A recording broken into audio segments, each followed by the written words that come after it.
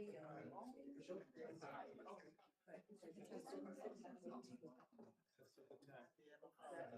right.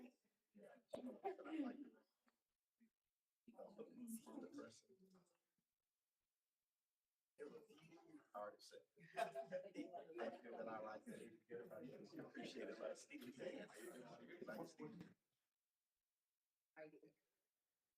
Good evening, everyone, and welcome back to Manor ISD school year. In compliance with the Open Meetings Act, Texas Government Code, Chapter 551, I call this meeting of the Manor Independent School District to order on August 4th at 5 p.m. Let the record show that a quorum is present. This meeting has been duly called and notices of this meeting have been posted in accordance with the Open Meetings Act. Now we're going to go into closed session. The board will now adjourn into executive session at 5:01 p.m. pursuant to the following sections of the Texas Open Meetings Act: 551.071, 551.072, 551.074, 551.076, and 551.129. All righty.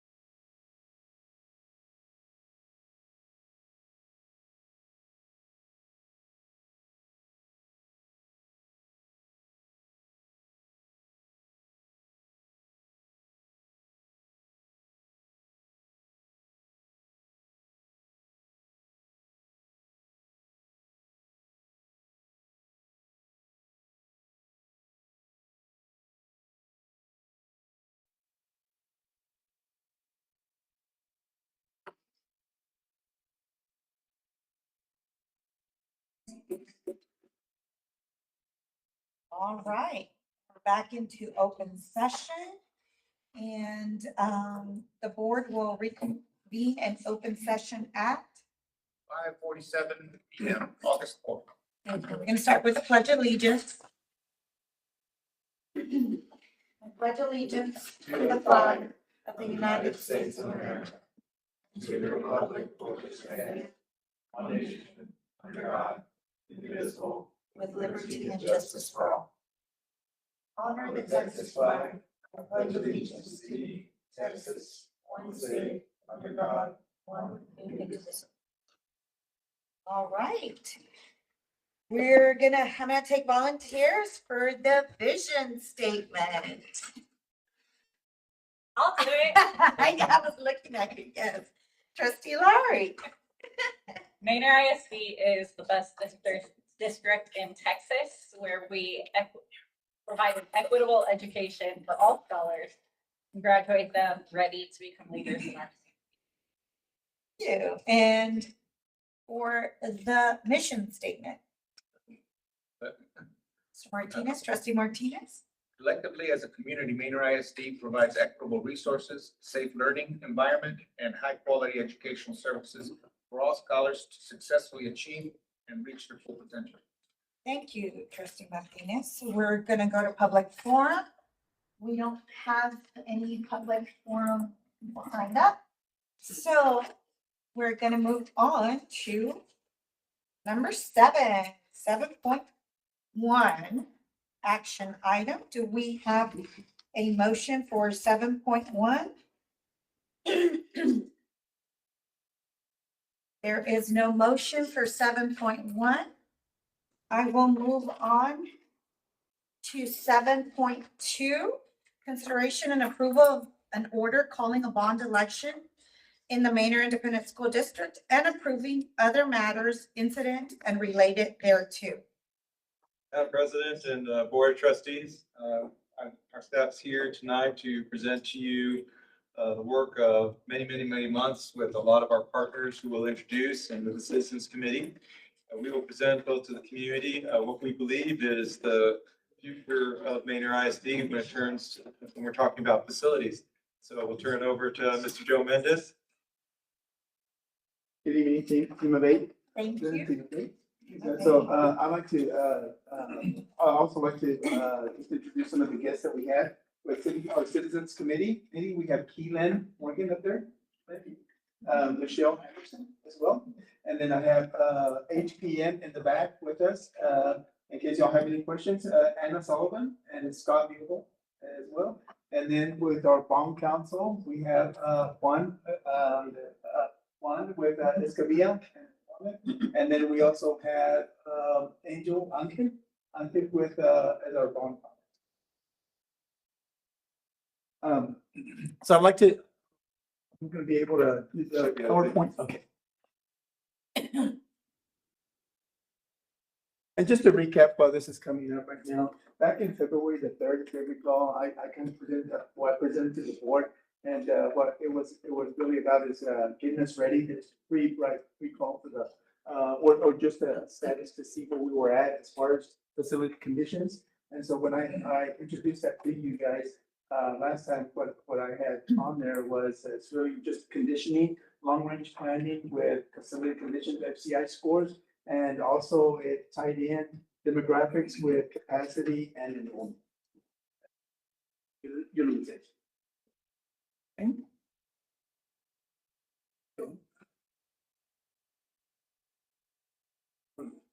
Go back one, right there. So, and in the bond process, again, it's what we did is that many months ago, probably 12 to 18 months ago, we were conducting facility assessments throughout. We partnered up with HPM that came in and they helped us do a long range plan. But in the process, we hired some engineers. Well, it was under their umbrella, but they hired engineers to come and facilitate or do facility assessments throughout the district. They came back and they gave us a scorecard, if you would, of our facility conditions based on either deferred maintenance that we needed or any capital improvements that we had. And then we were looking at doing design planning as well after that. After that, we put together a citizens advisory committee. And we actually met 6 times, or 5 different times, and then one time that presented to the school board with that. After that, we did a district leadership team survey, and that was done by Dr. Sharmani as well. Citizen advisory presented to the boards in June again. And then the last piece is that we did consult with both our bond financial advisors and then bond counsel. And don't forget, we consulted with our financial advisor to ensure that we could issue this debt without raising this tax rate. I'm sorry, what'd you say? Exactly. Yeah. I can't hear you. We can't hear. I said that we have a plan to issue the debt on this bond without raising the INS tax rate. So we're trying to present a bond without raising the tax rate. That's Because of the growth in property values and the stewardship of the debt of the district, we've reduced the debt of the district over time, which is going to allow us enough capacity to issue the debt, not all at once, but over time, we should be able to do that without raising taxes. Next.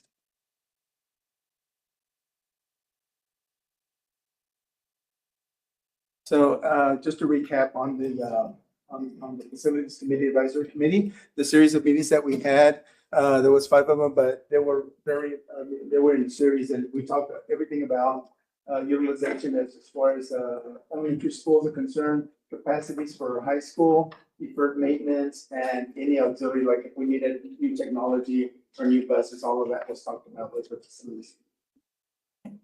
Next slide. What we've done is after we put everything together, looking at all the development planning framework that we had, we came up with 3 different propositions here.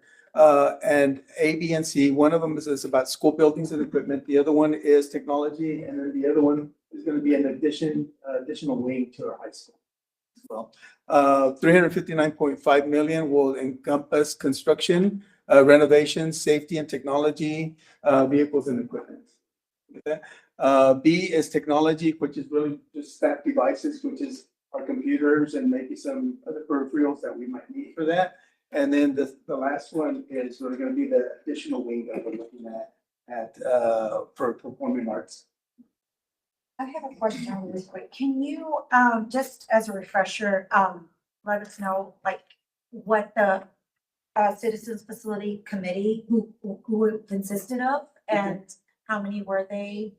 And just Yes. to read. So the charter is where every board member would appoint 3 candidates. And so we brought them in, and it was based out of 21. Not all 21 showed up, or not everybody participated 100%, but we did have a majority in there. And so what we do is that we work through the facilities, the bond council and everybody else, and what we gathered as far as data, as far as our facilities were concerned, we shared that with the committee.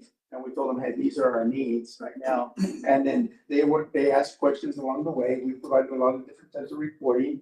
And then at the very end, what they did is that they actually went back out there and they ranked the number of projects that they thought we needed. And so that was all on them. And then they brought that to the board and presented that to them back in June the 7th. And I want to thank the Facilities Committee for all those meetings and the hard work and the prioritizing of the needs of our district, because of course our committee members are part of our community. So we really want to thank you guys for the hard work and knowing that our district really does need this bond. So according to all the needs that you guys. So Keelan and Michelle serve as co-chairs, Chair and secretary. chair and secretary. Okay. Thank you. Thank you. And they were very instrumental in helping us move along.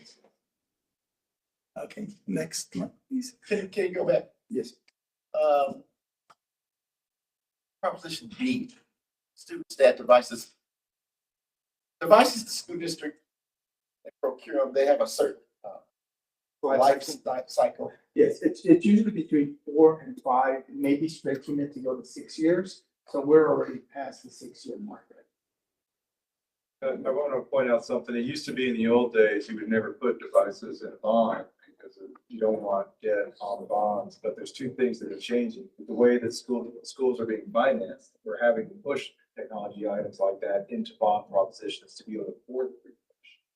But what we're going to do to make sure we're good stewards of the taxpayers' funds, we're not going to take a 30-year note out on a device that's only the last 6 years. There are some short cycle bonds that you can put out there. We'll work with our financial advisor to have a shorter life cycle on those bonds, since those devices don't last as long. We'll work that with our financial advisors as we go along. Yeah, if you go back 10 years, you wouldn't have seen this, but it is the realm and the world we're in now.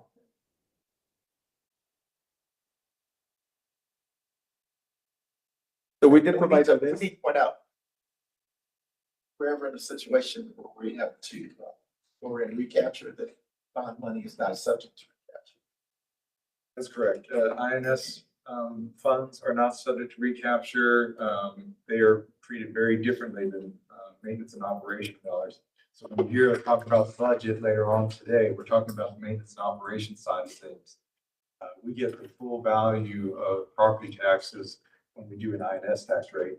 That's not like you hear in the news, like with Austin ISD and May school districts, where the state comes and scoops their share off of it. INS, that money will stay here in Manor ISD and for the kids.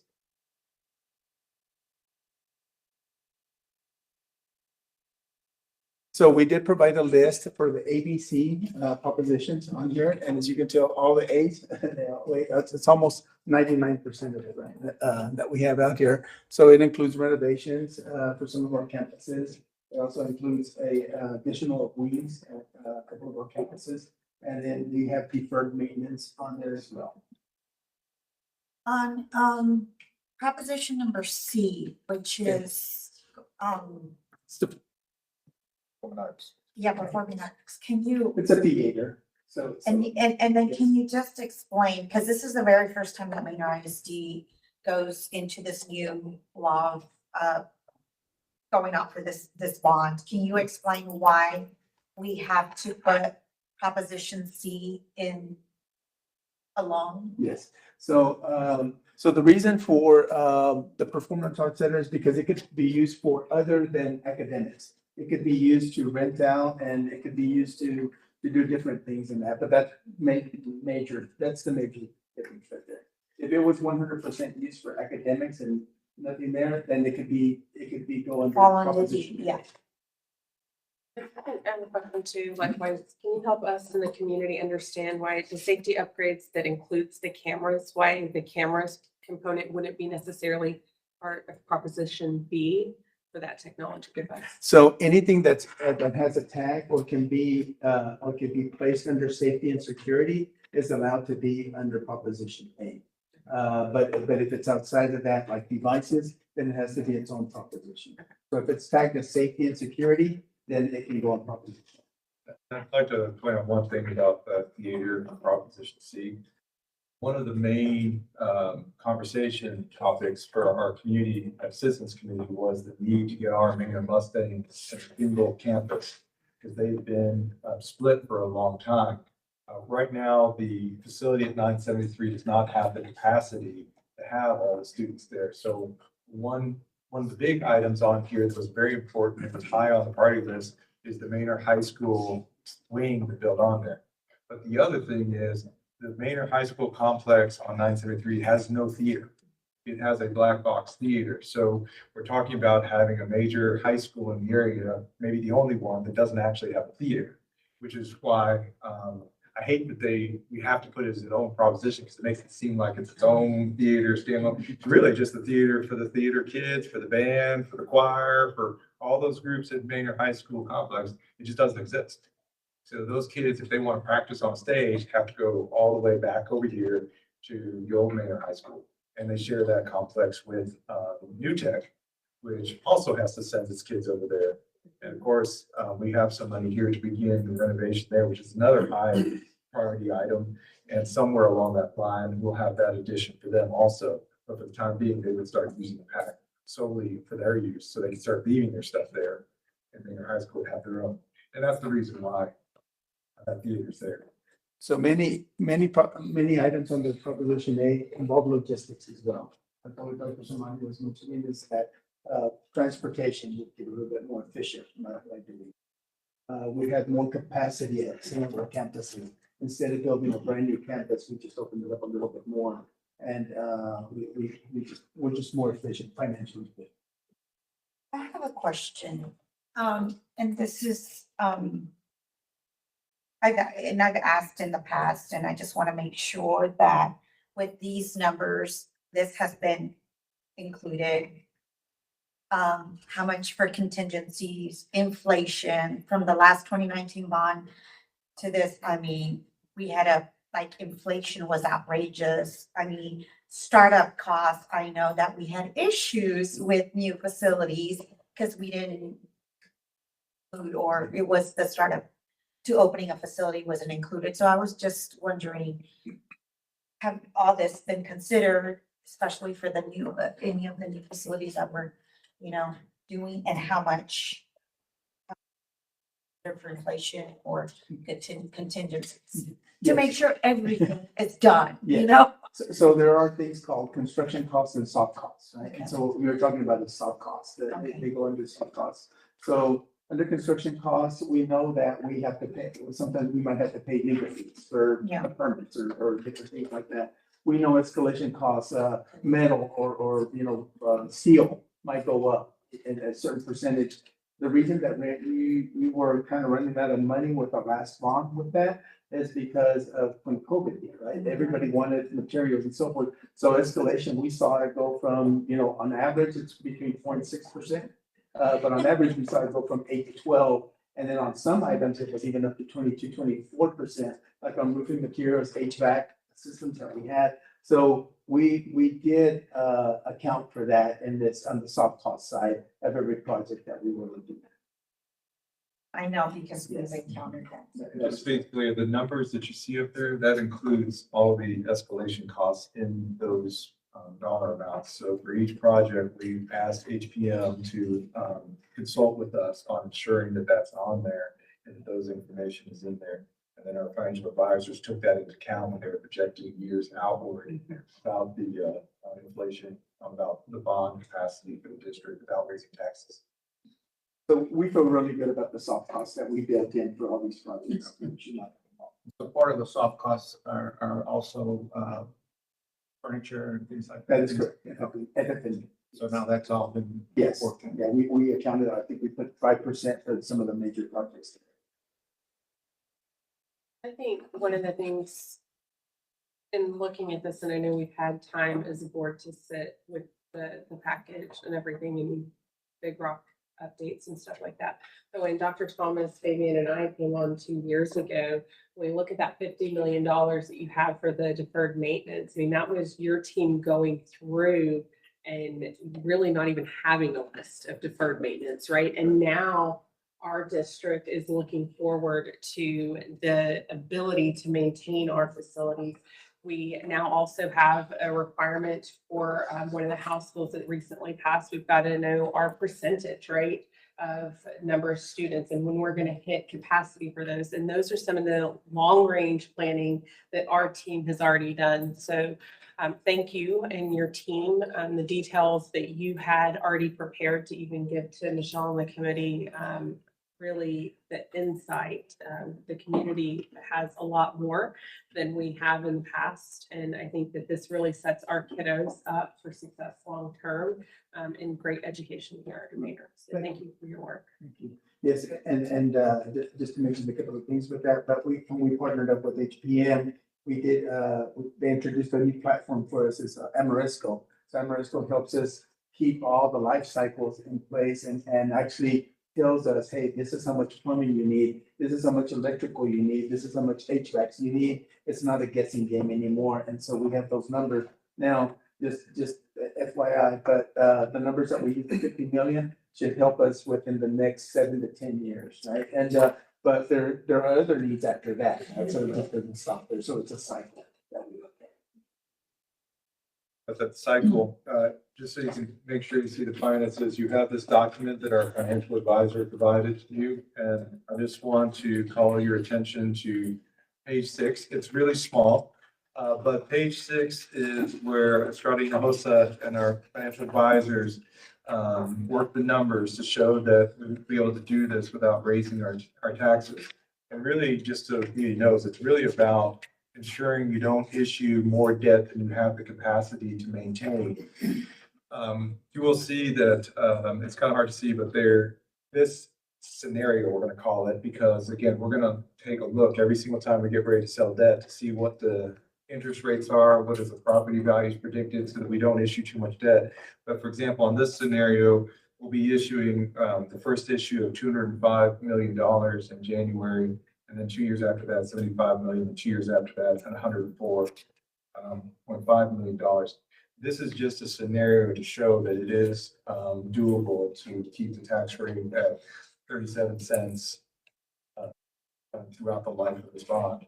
I want to bring that up because it could come in January when our financial team gets together. If the conditions in the country change, that we may come back to you and say, hey, we're going to prioritize our projects and not issue $205 million of debt in order to keep the tax rate down. It could also be we come back and say, wow, the interest rates have dropped tremendously, so we can issue this much debt. But that's where our citizens bond committee is so important, because they prioritize for us. They told us what they think is the most important. And just so you know, those 4 things off the top of my head, I can tell you are the Manor High School wing, the Manor New Tech extension, Lubot Trail Elementary School. It's not counting deferred maintenance, but it is deferred maintenance. There needs to be some upgrades there. And then finally, the deferred maintenance. I love that our citizens community really recognizes that we can save the district money. We can take care of a lot of those deferred maintenance projects. I like to call this bond, I'm not allowed to say this after tonight if you vote yes on this. I like to call this the Safe Schools That Inspire bond. So we're talking about safe schools that are going to inspire our kids to do great things. So you can take that tagline, because I have thought that But I just want to let you know that you have that financial document in front of you. So if there are any questions about that I can answer for you, or Santiago can answer. This is for our future. If you guys don't have it, I don't even remember if you guys, but you know what I would love to see too, is I want to see and show how much money we, I don't know if it's our bond counselor, financial advisor, they can tell like really how much money we've paid off in debt, how much savings that equates to. And, you know, that would be just great information to show, you know, good financial stewardism and in the financial position that we are in. And, Mr. Santiago can work with the FA for our financial update on the 18th. Okay. We just recently, you authorized us to defease $28 million in debt, which is why we can issue new debt to get some schools upgraded. It's that financial stewardship, and we can certainly show that. There's a chart in here, but I would rather make it bigger so that the public can see it. Thank you.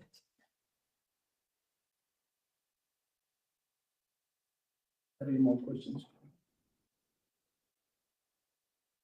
Any more questions? Wonderful. Well, this has been a very, very long process. We've been asking a lot of questions, and once again, we've had right-hand people, our community citizens committee, and of course, our Manor ISD staff superintendent, everybody who's put a lot of hard work into making sure that they present the best, to make Manor ISD the best. If there's no further questions I on. have one more question for Dr. Sormani specifically.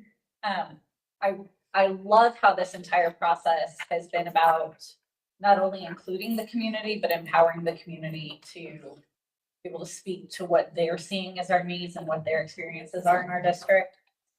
How will we ensure throughout the bond process that we keep this level of transparency and communication with the community regarding like how much money has been spent, what timelines are being met, that sort of thing? It's a great question. And, you know, I hope my two chair people behind me will volunteer to stay on because the vision is that Citizens Committee now rolls over to become a bond oversight committee. Assuming that there's a positive response from our community. And then trustees would have a chance, if we had some people roll off, to appoint new members of that committee. And this is a cycle that just continues forever, frankly. So this group would continue to see and make sure projects are going, make reports that we'll post on the website. And then someday they're gonna say, you know what, we see more needs and we don't have the money. We think we need to go out for another bond forward to Dr. Shamani. And so that'll be sometime in the future. And once again, they will form a committee to review the needs, present it to you. And once again, we become a bond oversight committee. So I intend for this committee to be self-perpetuating a long time into the future. So that the community will always have a voice on that committee and also some oversight. Accountability. And to ensure, yeah, that when we say we're gonna do this in a way that doesn't raise taxes, then they're there to watch what we're doing. It would be nice, and in the future, however that looks like, it's a little bit more work, but it's okay. You can do it, Dr. Sherman. I was envisioning probably even a bond dashboard or whatever for transparency purposes, but I don't know how that would look. No, there's actually a lot of models out there that we can draw from. And certainly, we'll start a bond information website. And then ultimately that transfers into a bond oversight if the voters give us approval to move forward. And so there will be some sort of dashboard where people can always go for information. That's really what we want. We want factual information out there. Yes. Madam President, Yes, trustee Patterson. I move that the Manor ISD Board of Trustees call for a bond election on November 4th and approve all other matters and incidents related thereto. I have a motion by trustee Patterson to consider consideration approval of an order calling a bond election in the Manor Independent School District and approving other matters, incidents, and related thereto. Do I have a second? I'll second. I'll have a second by trustee Martinez. There's no further discussion. Then I will entertain a vote to accept this motion. All those in favor, say aye, raise your hand. Dr. Thomas, I have a unanimous 7-0 vote to go for a calling of a bond election on 7.2. Thank you very much, everyone. Thank you, trustees, and everybody for the hard work. And, Madam President, thank you for that. And if I could, I would like to invite Mr. Mark Goulet, our school district's general counsel, to come. Would you mind coming to the front? He would like to give you a few words on, now that this order has been done, what trustees can communicate and what they can't. I am now in information mode. So community out there, when you see me at church next Sunday, and you ask me about the bond, I will give you factual information. And if you ask me whether you should vote for it, I'm going to tell you, here are the facts. You can decide for yourself. So, Mr. Goulet, would you like to tell trustees what their role is or what they can and can't do? Certainly, Dr. Samani. Madam President, members of the board, a lot of legal issues are very complicated. This one is really simple. So the source of the law that you're subject to now that the matter is going to be a measure on a ballot. So any measure that's on a ballot or any candidate that is for election, we cannot spend any school funds for what is called political advertising. Political advertising under that law, and if you like the citations, it's Texas Election Code 255.003. That's an important one. So no public funds spent on political advertising. Now, what is political advertising? Political advertising is a communication that advocates for or against a measure or for or against a candidate. So we can't spend any funds on that. That would include speaking at a school event, That would include using school email, things of that nature. And as Dr. Shamani has said, he's pretty much on the clock 24/7. So he wants to, be that person who's giving information rather than advocacy. But then the question comes up, what about trustees? We don't receive any salary, so we're not. So what I would tell you is that when you're at a school event, when you're here in your official capacity, you're not to advocate for or against a measure, including this one. But when you're on your own time, then you are free to do so, just like other school employees are. And there's an interesting case, and this is something that people have asked about social media. What about someone who has their own social media page? And this happened in Michigan, where there was a public official, city council member named Kevin Linke. And Kevin Linke had a Facebook page. It started just for his family and friends, but then he was an elected official, so he had lots of friends and family and got above 5,000 people. And after that, you can't have a regular Facebook page. You have to have one where you call yourself a public figure. So he got one of these Facebook pages for famous people. There was someone in the community who didn't approve of what the government in Port Huron, Michigan was doing. And Mr. Linke was posting some things about the city, the government, and things of that nature. Even though it was his personal page, it wasn't the city page. And this person didn't like it, named James Freed. James Freed would always post comments that were negative on Mr. Linke's Facebook page. And so after a while, he started deleting them. Linke would delete the comments he didn't like. And finally, he blocked this guy on his page. And Mr. Freed sued him in federal court in Michigan. And then on appeal, it went up to the Sixth Circuit, and then it finally went to the Supreme Court. And we got a really valuable decision from the Supreme Court that says that a public official who has their own page that's not supported by the school district or the city or whoever they're working with, that's not a government page. And there's no free speech that a person has to come up and post on your page. You don't have to let every person come onto your private page. And so how do you make sure that your page is not a public page? So if your page is the only place that person could get Manor ISD information, that, okay, you have to go to President Cortez's page to get everything, then it might be seen as a government page. But if the information is available on MISD channels and you're just reposting it, then that's your private page. And so the Supreme Court gave us that decision in March of 24, so about almost a year and a half ago. And it's very valuable because before that time, there was confusion as to what you could do on social media. So can trustees advocate on their social media pages? Is that what I'm hearing? They can't. My best advice is to have somewhere on the page a disclaimer that this is my personal page. It's not an MISD page. That was not required by the Supreme Court, but it was suggested that's a best practice. So the bottom line is that you're free as a citizen to advocate for or against any measure, including this bond. But you nor the school can use any public funds to advocate for or against. Now, some people have asked me and have complained about brochures and websites and information pages that schools have put out that just inform about the bond. And the Texas law is very clear that there's nothing wrong with that, because we're asking voters to make a big decision. And so we have to inform them as to what are the consequences of that decision.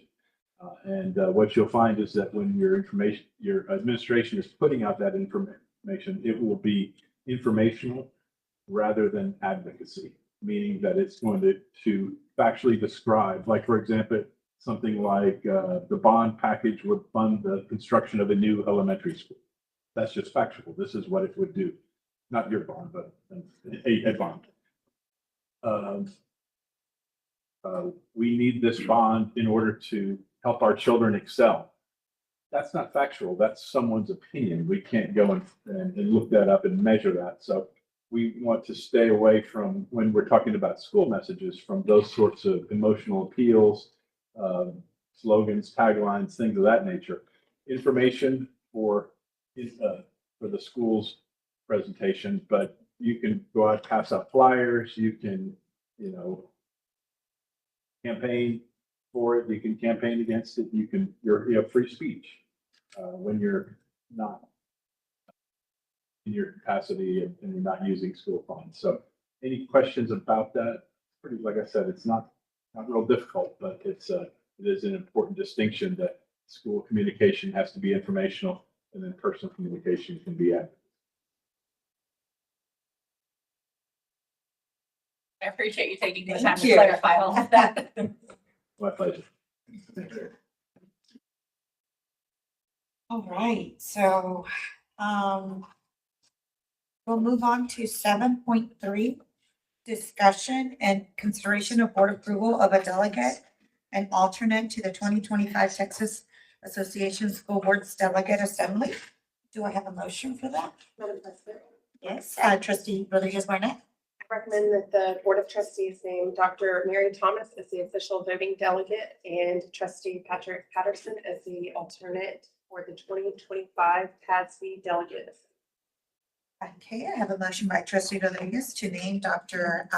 Thomas as the delegate and trustee Patterson as an alternate for the 2025 TASB Delegate Assembly. Do I have a second? I have a second by trustee Lowry. No discussion. All those in favor? 7-0. We'll move on to, We do, as attached to that item, I do have the Manor ISD strategic plan line has the priorities. I don't know if, I know trustees have probably seen this already. I wanted to make sure that trustees had any commentary, because of course our delegates are going to go to the TASB delegates simply representing us.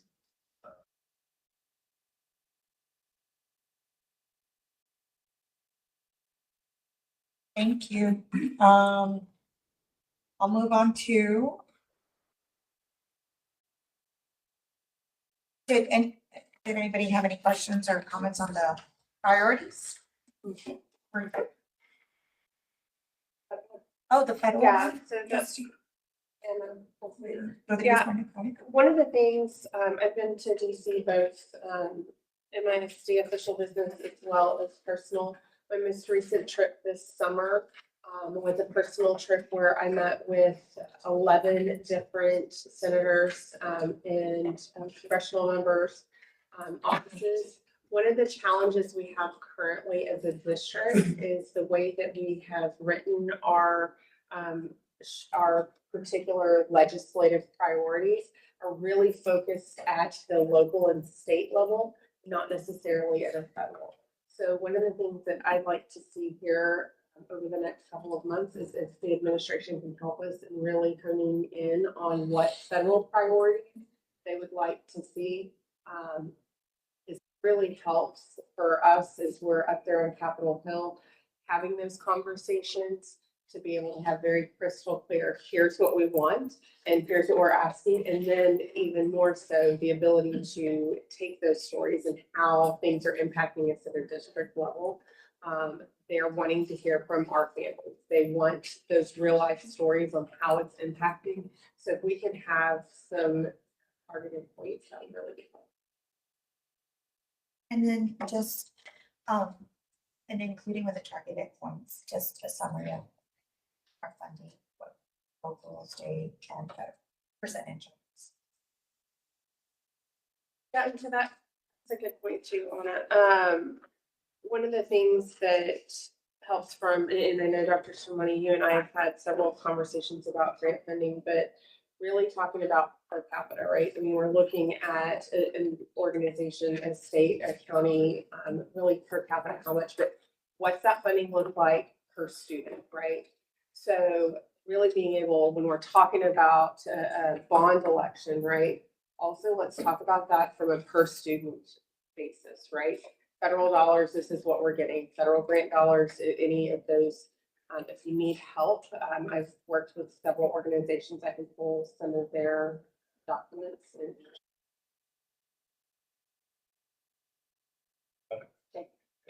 Thank you. Madam President, would you mind if we jump back to 7.2 for just a second? Because there was one thing that I was supposed to bring up. 7.2. Well, we'll go, if there's no objection, we'll go back to 7.2.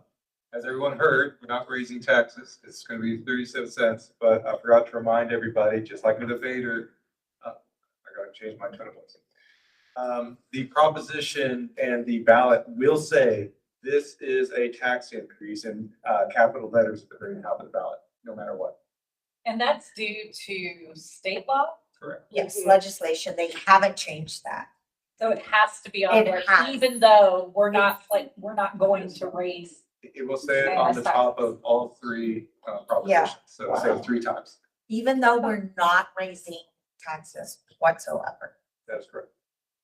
It's just a law thing. And that's something else that we could advocate to our state legislators, but right now, I guess. we have- No, I appreciate your reminder of that.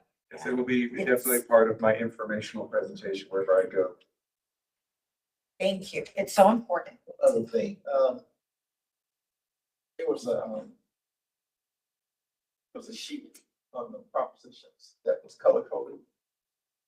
Mostly blue. Yeah. That, I don't see that now. Could you make sure we get that? Yes. Just that day. Just the speech. Yeah, that. It's a very suspect. all right. All right, moving on. We're good. Okay.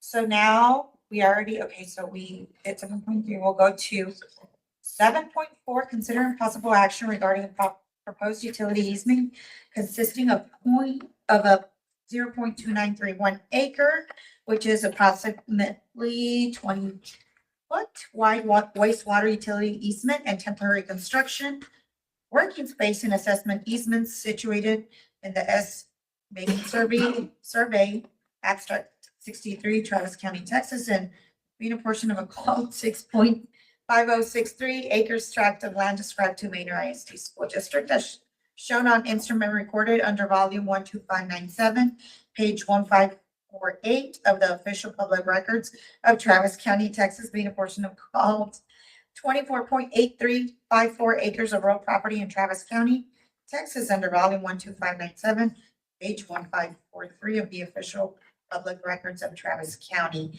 And that is 7.4. Do we have to read it over again? Do I have a motion? Madam President, I move that the board approve the proposed easement for a forest main wastewater utilities with a DG Manor Downs property owner LP as presented by administration and delegate authority to the superintendent or designee to continue negotiating the terms of the easement. Further move the board to authorize the board president to execute the easement in a form approved for. I have a motion by trustee Howard. I have a second by trustee Patterson. There's no discussion. All those in favor? Passes 7-0. You go forward one. Just so you know that it's a little blurry, but you can see the tennis courts at Manor High School at the top there, and you can see where the yellow box is right along Hill Street. Right. See where that easement's actually going to go. There's actually a ditch there, so it's actually going with that ditch. Actually doesn't even quite make our driveway. I thought earlier it was, but it doesn't quite make it there. Righty. Thanks. Thank you, Dr. Sharmani. And now we're going to move on to information items. 8.1. Does anybody have, any of our trustees have questions on 8.1. one? Yeah, 8.1, this is going to be our policy training with Dr. Lloyd, who's been waiting patiently on there for us. In your Thank you, Dr. packets, Lloyd. Thank you, Dr. Lori. in your packets, you have Dr. Lloyd's presentation in front of you so that you can see it if you'd like. You also get a penny, you earned a penny for this presentation. Thank you. That's Dr. Lloyd's idea. That makes you a paid employee of the district now. Try not to spend it in one place. So at this time, I'm going to turn over to Dr. Lloyd. I pulled out a few policies that I know were of interest to trustees. And so we're going to give her an opportunity to talk about policy development with administration and board members. And so Dr. Lloyd, you are on. All right, thank you so much, Dr. Samani, and good evening, everyone. Glad to see you all. the wonderful Manor ISD Board of Trustees, that team of 8. I've been so proud just actually viewing this open session and really seeing the growth in each and every board member that's here this evening. I really appreciate your dedication and your grounding, your governance in Lone Star governance principles, and your continuation to make sure that you're following that tenet all the way. It's just improving your impact and your professionalism in the governance profession. And nothing but great things will be in your future. So I'm just so excited from the things that I'm hearing this evening. You all have a copy of the slide deck, and we're just going to talk briefly about policies. And as we have discussed before, we've talked about board work and superintendent work. They're not the same thing. Board work, governing, and superintendent work, getting the job done in the district, are two very distinct and very, very important work efforts. And so you each have a penny, and this penny is going to represent for you a student, maybe a student that you know, maybe a student that you just want to represent all students. And so if you'll just look to the person to your left or to your right and let them know just really, really quickly who your penny represents. I'll give you about 15 seconds to do that. Go.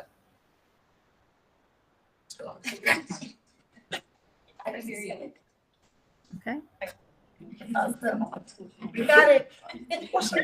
All right. All right, Dr. Samani, can you confirm that everyone has their penny? Everybody has their pen. Okay, great. So next slide, please. When we talk about policy, sometimes people get it twisted, right? And we think that everyone has to do everything about policy. And so let's talk for just a minute about whose work is it anyway? When we talk about board work and superintendent work, especially in a year like this year, we know that there's just been recent legislation. We've referred to it already. So in the legislation, the Texas legislature does pass the law, right? So that's our state government. They are the leader in that. But then as it trickles down, our state agency, the Texas Education Agency, gives us guidance, interpretations, and models of that policy. Okay. Moving down, we have our superintendent. Remember, that's the superintendent work. The superintendent and his or her team tailors that policy and helps give recommendations for a response or an explanation of that policy. But then the board gets into action. The board discusses, revises, and adopts policy.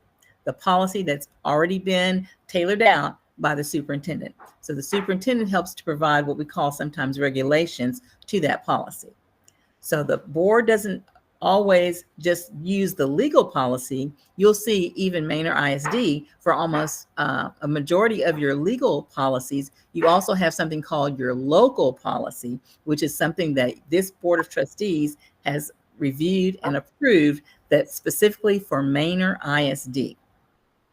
Moving from that board action, then it comes to the day-to-day operations with the superintendent. How does that policy become practice across the entire district? And we know some things just from this recent legislative session that you've discussed that we're already going to have some policies that will become practices in the district.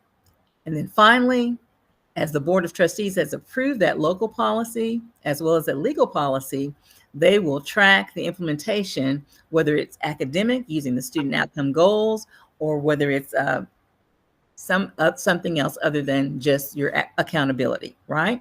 So when we think about whose work is it anyway, think about what would happen if the board tried to do the superintendent work, if the board tried to tailor the policy response, if the board tried to actually issue interpretations and models. So talk to your neighbor for just about 30 seconds and talk about why it's important that everyone really know what their lane is when it comes to the stages of legislations and approvals of policies, whether they're legal or local. Just talk to your neighbor really, really quickly right there. See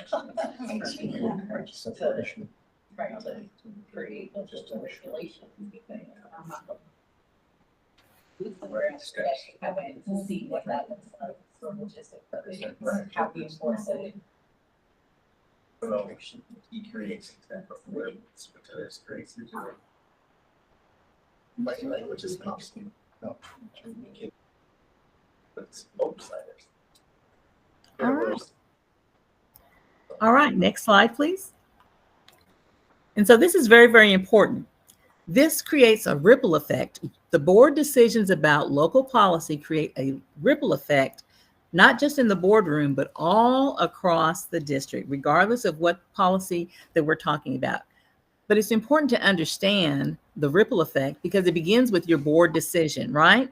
After the board makes the decision to approve the local policy, then the superintendent can spring into action, making that policy, that legal and local policy, a reality. After that has been established across the district, then the individual campuses can begin their implementation of whatever the policy says. And you probably can think of an example that you might have even maybe heard about within this last year that's now a legal policy for Texas, right? And then it trickles on down to the student experience. It must flow in this ripple effect because we all know what happens to water when we're not allowing it to ripple. When we don't allow it to ripple, then it can create like unrest, thunderstorms, and damaging winds. But most importantly, in a school district, it creates uncertainty and confusion. And so we don't want either one of those. So we want to make sure that from that board decision that it ripples through the superintendent with those day-to-day operations with the campuses and then down to the student experience. Can anyone think of any maybe local policy that you already have, or maybe something that you might have known has now become a legal policy that would respond to this ripple effect? Cell phones. Oh, did you say cell phones? Absolutely. Now, that is a conversation all across Texas, right? So it's going to really, really matter from the board decision when the superintendent starts communicating what the local policy will be about that. And it's got to be something that can be replicated, whether it's a high school, a middle school, or an elementary school. It's got to be responsive to the grade levels that it's representing. Then each campus will make sure that they're implementing the policy the way that it's written and the way it's supposed to be in function. And then finally, the individual student experience should be the same for every student, no matter what grade that they're in. So that was a really, really great example. Can I have one more example of a policy that might have an opportunity for a ripple effect? I would say, I would offer boundaries that is related to professional development that's given to our staff to implement the policies that the superintendent is aware of and is a part of implementing everything that's a part of the policy.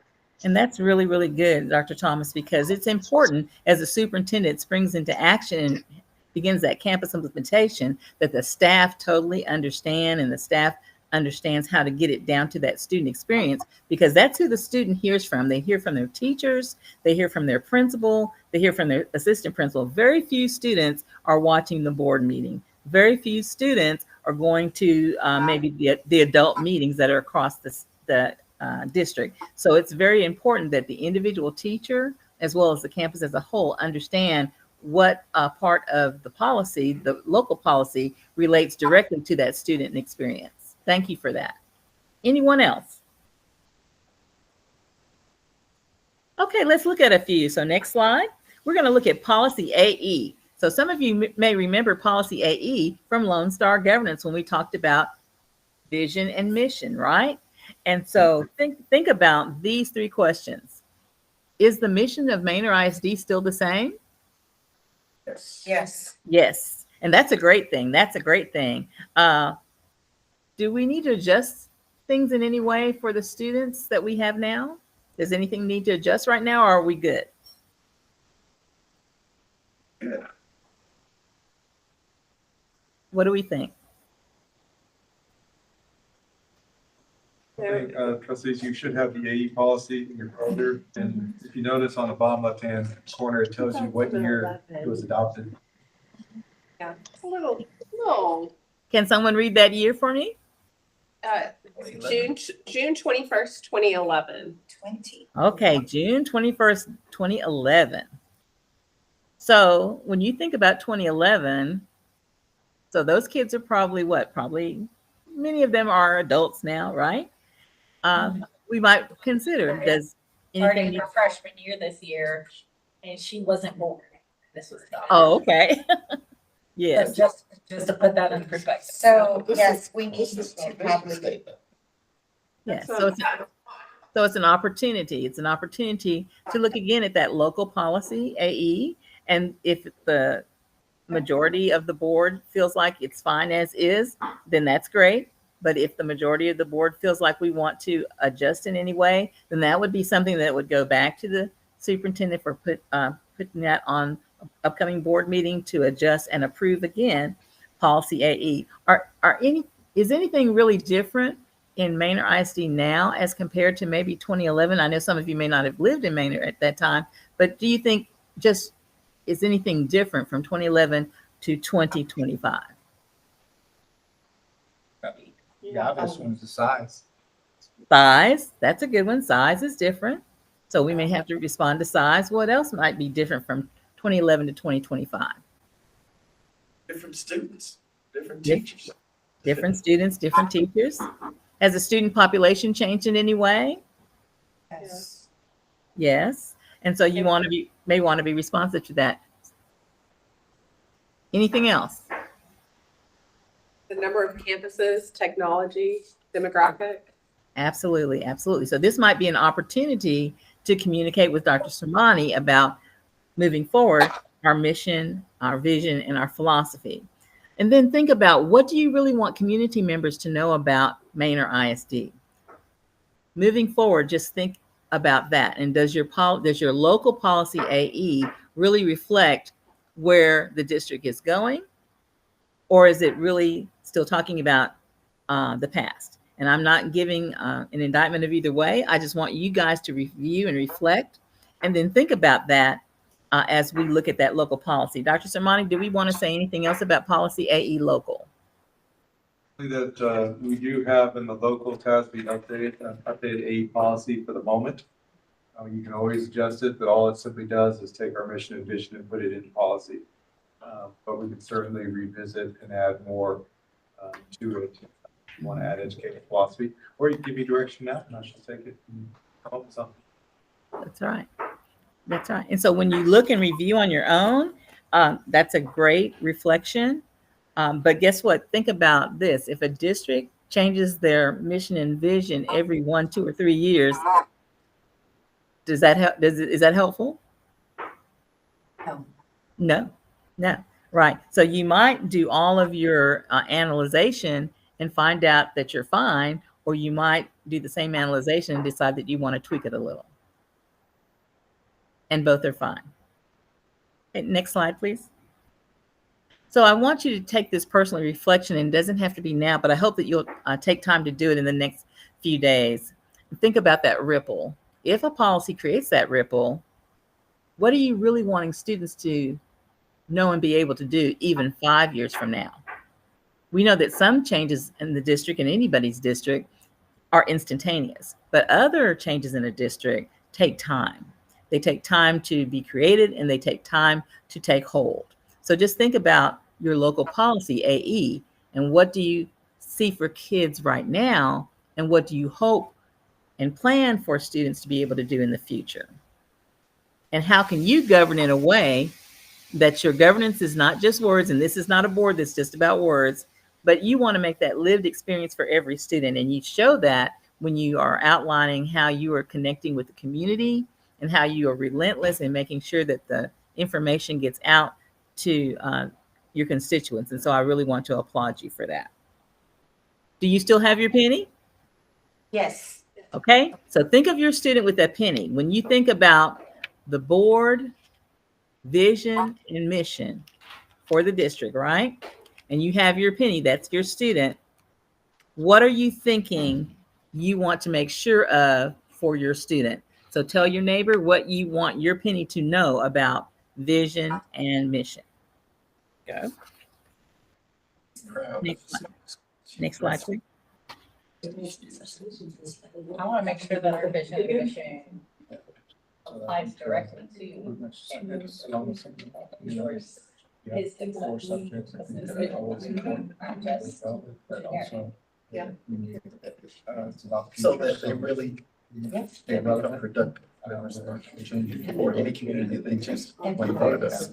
That's my favorite part of Give them the it, training they're gonna is need saying that from their we adults. want them to be able to step out of our district, They. not just members, but And leaders. here's, when they're ready.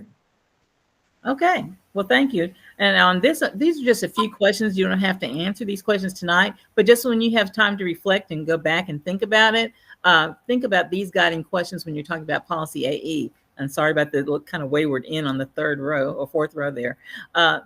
Especially now when we think about so many districts, including Manor ISD, having a very diverse student population, we want to make sure that we're clear about prioritizing the fact that we want all students to learn and grow, that we want to have improved student outcomes just every single year. That alludes back to your vision and goals. Then remember, we have constraints. We already have constraints in Manor ISD.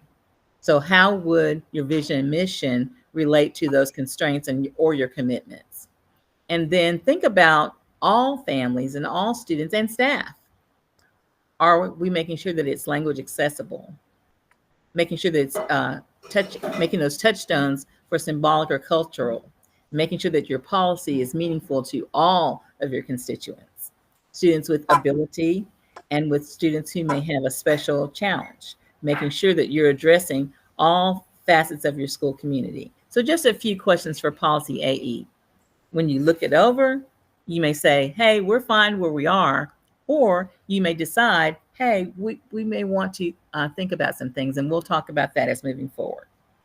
Any questions about policy AE? Okay, next one. Then we think about DH local. Now, this is a hot potato right now. If every staff member carried their penny as a reminder of expectations, what would it look like? Think about that. Think about how we ensure that our conduct policies reflect the dignity, trust, and student-centered focus that we expect from every adult in Manor ISD. You know, expectations are a funny thing. You might have a high level of expectation, and someone else may think they have a high level of expectation, but it's not as high as yours. Or maybe yours is not as high as theirs, right? So we have to decide as a team of 8, what is our standard? What is our standard for conduct for students, for staff, and for administration? So I'm making it easy on you tonight, not making you move too much, but if you'll just talk to your neighbor right now, think about what you know about DH, the legal, or DH local, the standards of conduct. Talk to your neighbor real quick. Local is just making sure how We get that. I think they're common sense. Pues sí, no, I'm just, you know, so tienes lo legal del tipo en el, but that is the one to me, it's just like a way that To ensure that it's meant to be sure. I didn't know, right? Right. Just to ensure that you're providing clarity. Now, what is laid out by administration, that is legal. Well, I'm glad it's been We have a updated, choice. because I feel like, We just have to make sure that it's getting done. So that's. especially over the last 5 years, yeah, like, there's so This is much, what you're gonna do, and then we are. the increase in guiding technology. guidance. We'll have the, Yeah. badge, cell phone. Okay, so let's think about that. If every staff member carried a penny as a reminder of expectations, what would it symbolize? Who would like to share?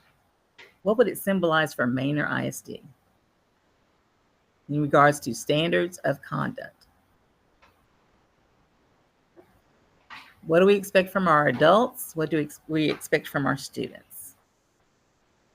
So, if I may, Yes. I would say, the saying that you don't set the standard by something that you write on paper, but more importantly, by your actions. So by the actions of the adults, we're also showing the students examples of how that standard of conduct looks like in real life. Okay, very good. Thank you for sharing. Anyone else? Can we think of a document that comes out at the beginning of the school year normally that all students might get a copy of, or all parents may have information about, that really talks about standards of conduct? Student code of conduct. What did you say? Student code of conduct. Absolutely, absolutely. So does Manor ISD have a student code of conduct? Yes. Yes. And so do you think that every parent and community member might have access to it? Where can we find it? It's accessible via the district website as well Absolutely. as school websites. Absolutely. So as a board member, every single board member there can say where to find the standards of conduct for Manor ISD. Is that a true statement? Yes. Yes. And who wrote the standards of conduct for Manor ISD?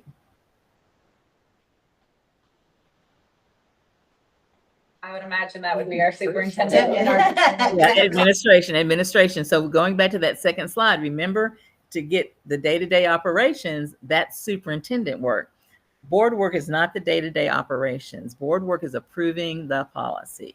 So Dr. Sermani, in the standard of conduct, putting the superintendent on the spot for a second, can you think of any category where this code of conduct might have a change for this coming school year?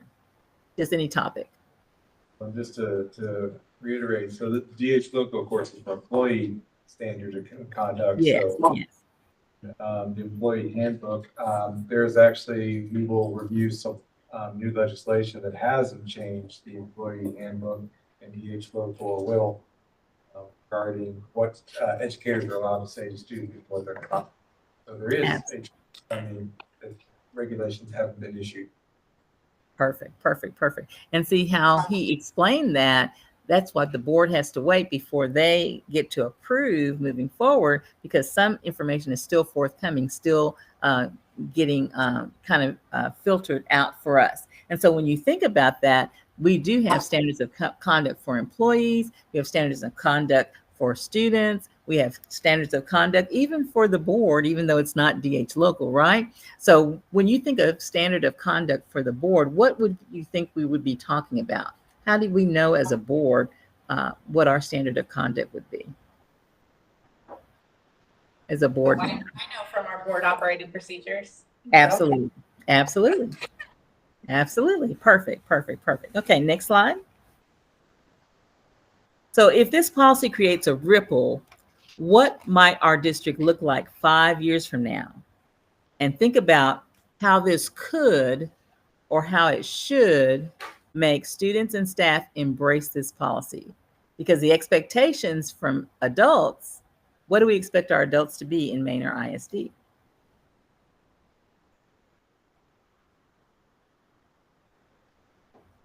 Do we expect them to be prepared? I was going to say one, that I know this has been an expectation from this board to me to pass on. We've been emphasizing DH local is the one that bans personal cell phone use with children, from employees to children, which has been a point of emphasis. So Yes. is see it all summer long to make sure everybody's aware. And that is state law. Yes, it is. And you know what? It's also an example, because if the students can't have them, then all of a sudden they see all of their teachers or administrators with them, then that's kind of a disconnect for kids, right? So when we think about it, we have to be the example. Was someone saying something? Did I cut someone off? Oh, okay. All right, next slide. Thank you. Here's just a few questions. I'm not going to read them to you. But remember, we want our adults to have ethical conduct, to be clear. We want to make sure that this policy supports staff in making decisions that are aligned with the board constraints. When you think about our board constraints and you think about employees, you think about, is it just the superintendent, or is it every adult that we want to make sure that they are aligning with the board's constraints for the superintendent, board's constraints for the board? And is there language that promotes transparency and trust with families? Think about how we communicate. How do we communicate our expectations about employees in DH local?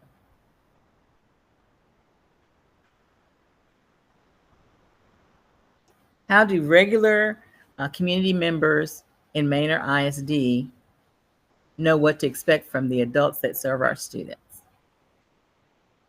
The handbook is available for anyone. The handbook is available. That is the correct answer. The handbook is available. And so, and it's accessible as well. And so if you have a need to make sure that someone knows about that, there's a ready answer for that. Any questions about DH local? And I think that the cell phone is probably the number one thing for this school year. I do. Okay, next slide. Now, CH local is purchasing and compliance. Before we began this session, you heard from finance talk about the bond and talk about how every dollar was really being watched and categorized. So if your penny represented the smallest purchase in our district, how do you think the smallest penny or the smallest purchase should be treated? Should it be treated differently than a big purchase, or should it be treated with the same seriousness and fiscal expectation? I think every purchase needs to be taken with intentionality. Absolutely, absolutely. Anyone else? That's great. I would add with accountability and with integrity. Yes, that's the key word, Dr. Thomas, with integrity. Because guess what? That approval or that purchase matters to students and it matters to adults as well. And so it is critical not only that the board do their preview work by studying the board packet, making sure that they understand what the purchase is about, but then also to make sure that if they have questions, that they go through the process that you already have as a board with the district and the superintendent to ask those questions so that you can get clarity moving forward. Okay, next slide. If I could add also, I think that it's important, obviously, all purchases should be treated the same. I think that's really at the core of it. But I think the language provides just that. The language provides integrity, ensuring all processes are the same for everything. So I think that it's important that we have the language and those boundaries and the steps that should be taken, and they should be clear to everybody. And that's one way that you make sure that you're in line with and the part that everybody understands how it Perfect. works. Yeah, that's great, Mr. Martinez, because it's very, very important because everyone may not be a mathematical whiz or really understand school finance or how budgets really work, or whether it's something about the bond or just a regular purchase or something that's been year after year after year in the district. And so just think about how are you communicating this to parents and community? How can you improve your personal board service in this area? So let's think about this. Every time you get your board packet, do we all really understand everything that's in the finance part? And if we don't understand, what's the pathway that we need to go? If you don't understand something in the board packet, and under finance, what do you need to do? Ask superintendent our one-on-ones. That's right. And so can you tell us a little bit more about that? Superintendent 2 weeks prior to board meetings, and we have whatever amount of time it takes for us to go through all the important aspects of the upcoming meeting. The meetings can last anywhere from a half hour to 2 or 3 hours if need be. That's right. That's right. And your superintendent is accessible to get those questions answered, correct? Correct. Okay. Everyone agree on that one? I do. We have established especially this past year, we have established routine and regular workshops, financial workshops and understanding. And that has been very, very, very, very helpful in understanding in chunks as opposed to a long time and you don't know what it is you're looking at. Right. And things keep changing. Thank you for that, Dr. Thomas. Thank you for that. Okay, next slide. Let's think about these guiding questions. Let's look at these 4 guiding questions, and someone pick one out. Let's popcorn out and see if we want to talk about what is our governance connection to one of the guiding questions. Like, how do we know?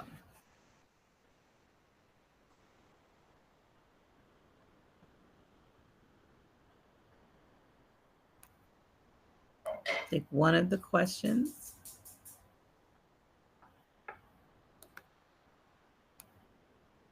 I like the question regarding vendor relationships and how we know they're being governed by clear ethical standards.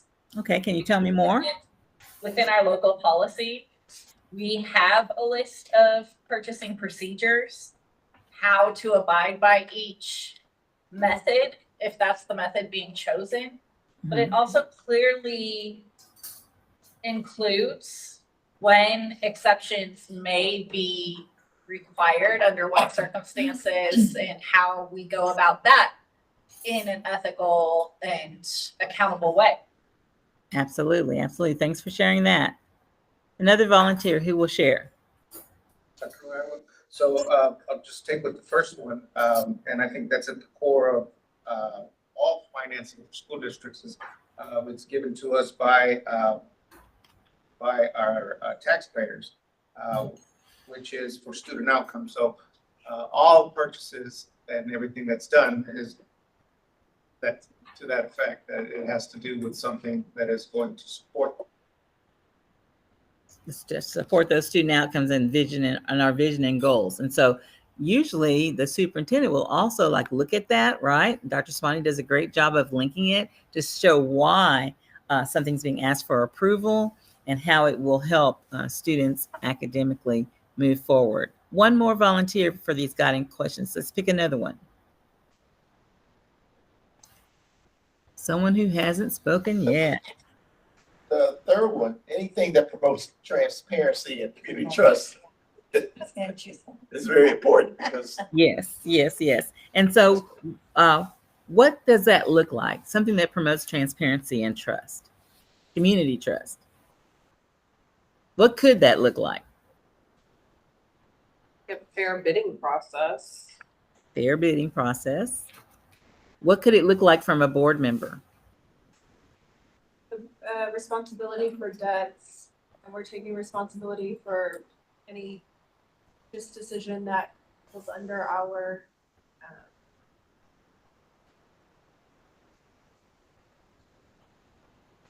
That you're taking responsibility? aim of the district, so long as those debts are for purchases made in accordance with the adopted budget. So we approve the budget, and as long as it fits in there, we are responsible. Okay, all right. Anyone disagree?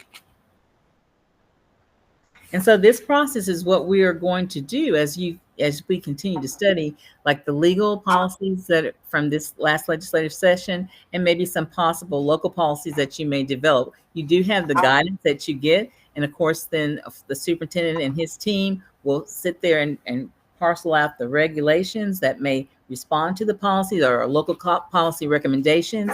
The board will approve. The board will approve the local policy, you have discussion and approve the local policy, and then that's what the entire district will follow, right? Next slide, please. Dr. Lloyd? Yes, sir. Yes. Looking at this, one thing that stands out is, like Mr. Patterson pointed out, at the end of that line, it says community trust. And speaking about ripple effect, I think at the end of, in this, looking at this, I would say that at the end of all that, the ripple effect would be that community trust that we are behaving in that manner and stewards of their money and of their children. Right. Thank you. And thank you for saying that, because, here's the key. As board members, it's important that we read, that we really study, not just the board packet, but once you're presented with policy, that you know what the legal policy is, you understand and participate in the development of the local policy in collaboration with the superintendent, and that after that you do become a steward for making sure that those who ask or those who may need the information are being informed about what the local policy is, especially if it's something new and high profile that every single student or every single parent will need to respond to, making sure that that word does get out. And that makes our whole district become a pile of pennies. And that's a positive thing, because a pile of pennies is priceless. When you look at your penny, I want you to look at your penny right now. You might see the year on your penny. And maybe you were alive when the year on your penny is there that you see there, or maybe you're in school, but think about what you were doing in the year of your penny. So I want you to just take a minute to reflect on what were you doing the year of your penny, or what did you know happened in America the year of your penny. And we're just going to start on the left and go all the way to the right. You're going to tell us the year of your penny, and then you're going to tell us something that's either special about you for that year or something that you know happened in our nation during that year. Why is this important? Because all of our students are little pennies, all of our students, and they all have a year, the year they started pre-K, or the year they started kindergarten, or the year they graduated from high school. And we are entrusted with their care. And so even though people may say, oh, a penny is just 1 cent, a penny is also very, very priceless in the fact that it endures. And even though that year might have already passed, you still have a penny. It's still got its worth right there. So look at your penny and let's find the year. We're going to start on the left, your left, and go all the way to the right. Just tell us the year of your penny and something either that happened to you or that you did or something that you may know. And if it's a penny that you weren't even on the earth yet, then we might have to help you out. So we are going to start over here. That's you. Yes, ma'am. Go ahead. It's 2017. Okay. I'm trying to think what happened in 2017. 3-year-old then. I mean, I was busy with 3 kids at that point. Just having friends. I think that's it. I was in the, oh my, maybe when you get outnumbered, this isn't a great decision. That's okay. Yeah, I think that's it. Just a mom of 3 trying to figure it out with a husband that was in, at that point, he was working on his dual master's degree. So I was doing all of that and working full time. So I think like our family, like community, like bringing it back to the Manor community, knowing that my penny represented all 10,000 plus students. There's so many in our community that those are the families that we represent and that we are entrusted with helping their kiddos grow academically, socially, and to be prepared when they leave. So for me, 2017, looking back, but then looking forward also for our community and how we are supporting those kids. Great, great. Thank you for that. Who's next? Mine is 2004. I was a junior at Manor High School, and it was my first year of being in school alone. My sister graduated in 2003, so all alone in the high school. But Manor ISD helped you through. Yes. That's good. That's great. Thanks for sharing. Who's next? So I have 2015. That's a big one for me. Because that was when we moved forward as a family to the next phase of a plan that we had started at the very beginning of starting our family, which was sending our kids to college. And that was the first year that one of our kids was attending college. So we had that plan, and that we've been working up to it. And that was the first year we moved on to that part of it where. But it was a lifelong thing. I mean, it was something that we had talked about, and we tried to. I mean, we didn't know much about it, to be honest with you, because they were first-generation college students. But we did our best to try to plan for it, and that was the first year that we had to send one of them to.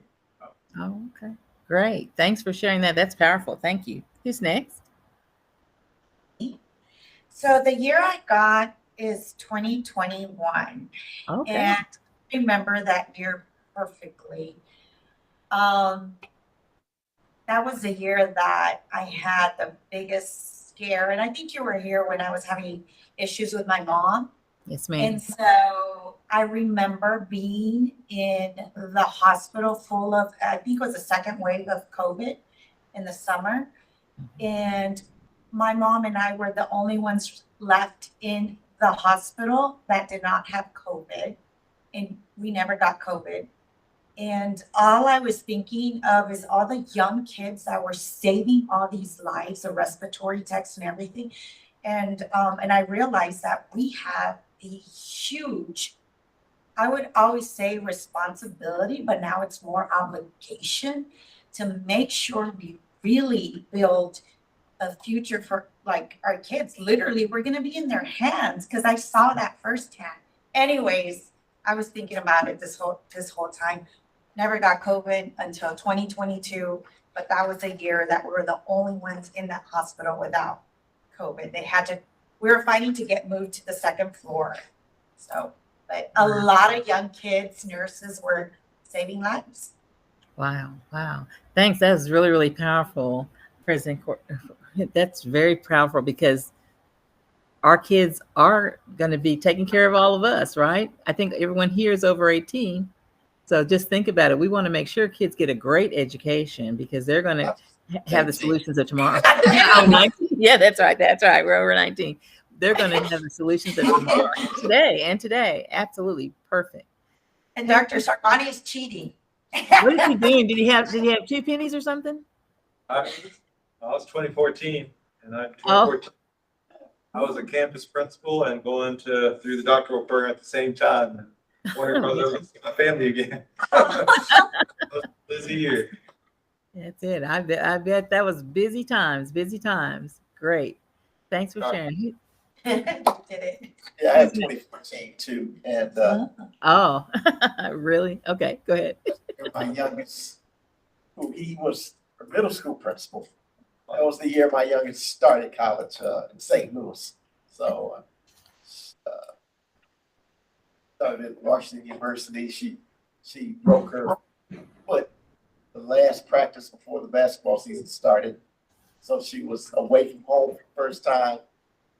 An environment of cold weather and snow for the first time with a broken foot at the same time. Wow. At a very competitive college at the same time. So it was, I remember that year, and I actually pledged alumni chapter of a fraternity 2014 as well. Okay. So it's a very interesting year. Very interesting year. Thanks for sharing. That's good. Who's next, Fabian? And I guess I'll end with the year 2020, which really in education was life-changing for our entire field. Right. I was teaching during that time. I mean, I imagine that you were in classroom too, Stacy, and having to learn how to navigate the world and the education of our students and provide the very best to them under the most trying of circumstances. That year is always a reminder to me of the importance of taking care of our teachers so that they can take care of our students. Absolutely. Thanks for sharing that. Wonderful. Next slide. Thank you all for sharing. And so we think about, yes, we all have a penny, and a penny might be worth 1 cent, we think, but it's really worth much, much more. A penny is priceless.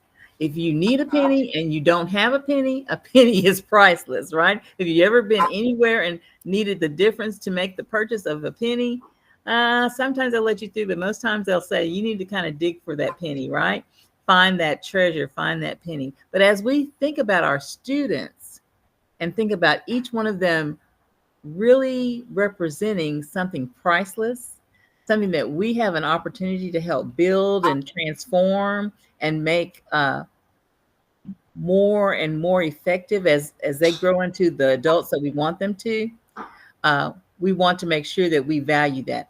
I don't know, is Dr. Thomas trying to get through? Because I want to make sure I talk about her penny too. Dr. Thomas, can you hear?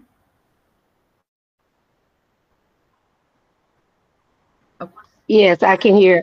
My Yes. 20, well, I don't have my penny in front of me, but 2024 is the number that I'm using. And Yeah, that was because with the Texas Association of School Boards, I was attending a wonderful enriched training and learning and school visit in El Paso, Texas. And during the last night of that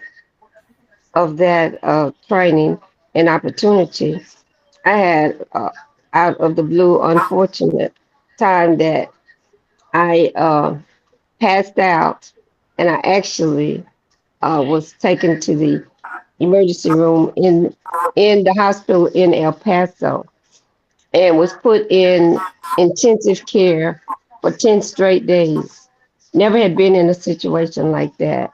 But my whole life flashed before me, looking at all of the plans for my family, the kids in Manor, the kids in Austin, everybody that I came in contact with.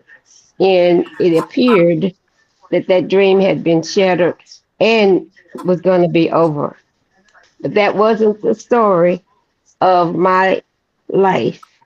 And so after going through many changes, returned back to Austin, and it's like my doctors are saying, cats have 9 lives. I'm on live number 15. And so until until it is said that it's no more, then I stand firm, convicted, and ready to operate and intersect with people to improve the space that we walk with one another. absolutely. So Absolutely. 24 no more. All right. All right. Well, thank you so much, Dr. Thomas. That was so powerful what you just shared with us and really kind of blends right into why we have the explanation of the penny exercise. Regardless of whether we're talking about creating a local policy or revising a local policy or learning more about the legal policy, we need to make sure that we're making those ethical choices as we are stewards, as members of the team of 8, members of the Board of Trustees, superintendent team. We want to make sure that we're taking care of our pennies, representing our most precious resource, our students, right?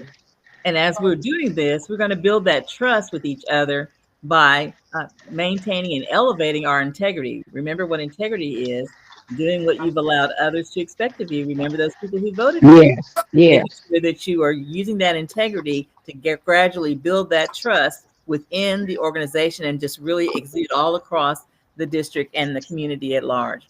And then finally, realize that having daily integrity, really rebirthing yourself every day among all board members will improve yes. credibility in governance throughout the whole school community. And so I'm so proud of the Manor ISD Board of Trustees because you have been practicing and working so hard diligently to improve your pennies in your district, which are your precious students, and to make those ethical choices that will help make sure that the best decisions are made in the service of students. You'll actually really making the ripple effect become reality. And if we can look at that next slide really quickly, remember that ripple effect. That's the lesson from this evening, is that once we've gotten the official legal policy, and we're just talking about policies right now, and that board decision to approve the local policy that allows the superintendent and the superintendent team to jump into action. Remember, the board's not jumping into action. It's the superintendent and the superintendent team jumping into action to help make that local policy live in your district, making sure that all campuses are ready and able to implement, and that it results in an improved student experience. Any questions about that? Any questions about the ripple effect? Can you see the ripple effect at work in Manor ISD? Do you see the possibilities for that ripple effect? Definitely. Yes. Yes, yes. And so you may think, Manor ISD must have created this, right? Yes and no. You created your own ripple effect, and the way we can see that it is working is we see beginnings of improved outcomes for students, we see improved community connections, and we see improved board superintendent's governance as that unified team of 8. So Dr. Sermani, any questions about anything else that you want me to share about tonight, or anything else that you want to share about this process? We're going to be talking about, we're going to put it in practice here in a moment, talk about a few policies that are coming up. I'm also just, trustee, so you know, I've had some questions regarding CH local and vendor interactions. We're going to have Mark give you a real quick brief, just so you understand how to handle vendors, because now that you order a bond, you will probably get contacted. And so it'll give you some idea there. Okay, thank you. President Cortez? Thank you. As always, Dr. Lloyd, always great to see you and just drill down on our roles, responsibilities, and the ripple effect. So Thank you. Can't wait to come in person next time. thank you. And Dr. Lloyd, I have trustee Martinez. I think sometimes things happen for a reason, I guess, because, you know, one of the things we did today was we had convocation, and part of that was legacy building. Oh, wow. So that was the theme of what we were going to talk about, right? And so I think that the ripple effect of that is something that our educators should remember, is that it's not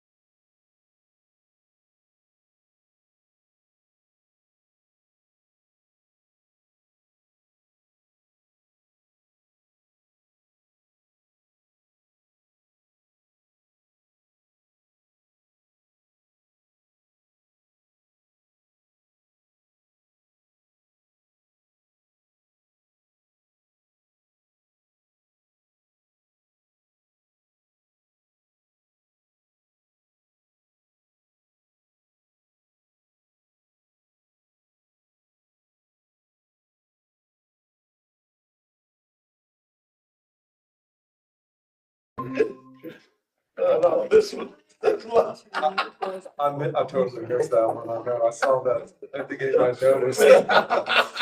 I fixed it for the 18.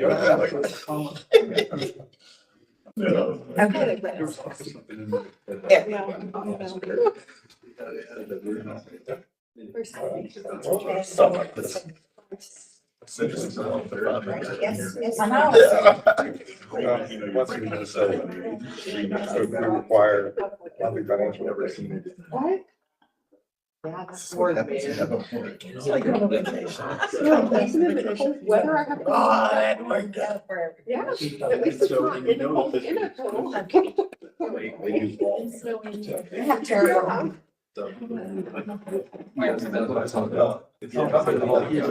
Oh, we're good? Okay, we're good. Yes. Okay. Yes. Mark. You ready? We are good. We're back, out of recess at 7:35. And so I've asked Mr. Goulet to just stop by regarding CH Local. Whenever you call for a bond, there are a lot of vendors who are interested in doing business with the district and trustees.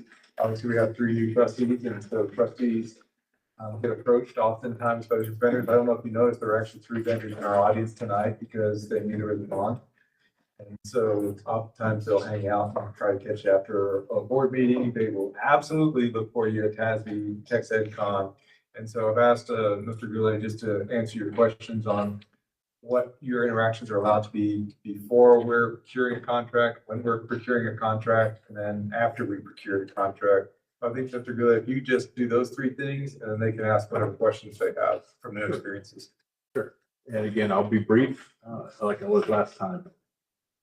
First, I want to tell you the things that you have to do, just letter of the law.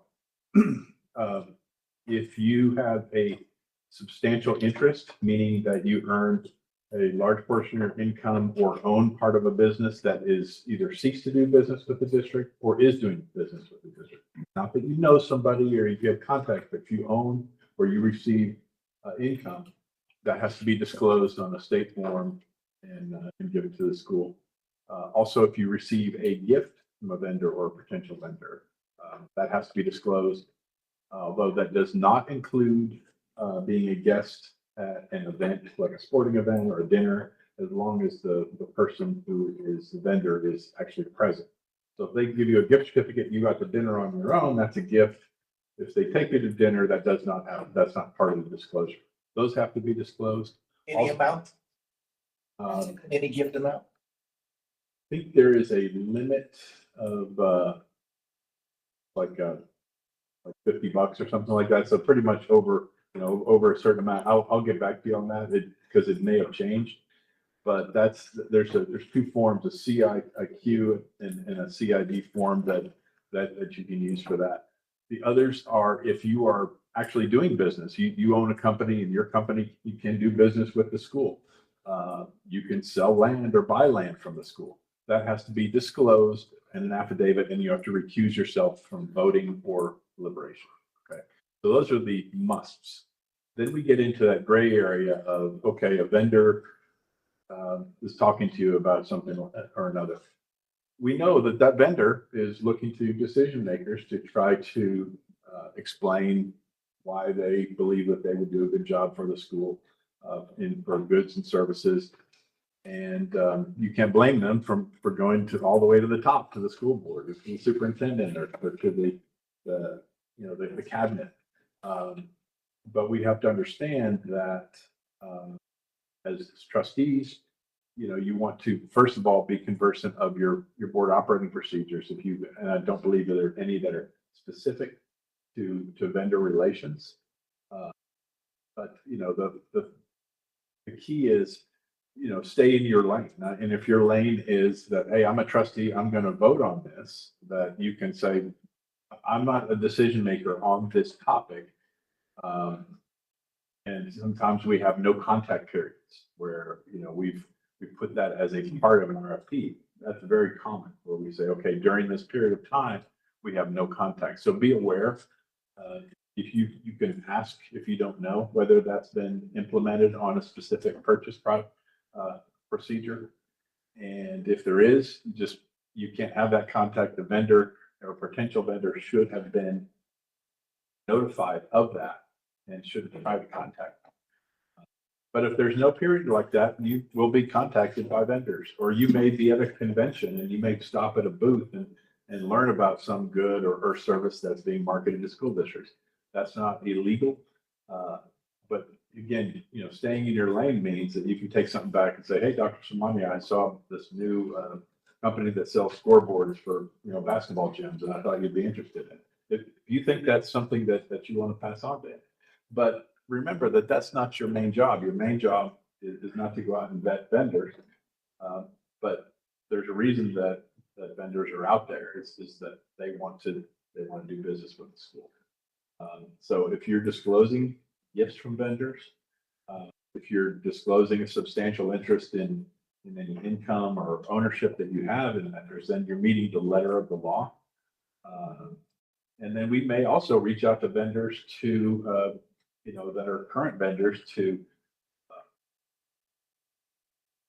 that we're doing a project and we want you to bid on it because we've had success with them in the past. Typically, that's not going to come from trustees.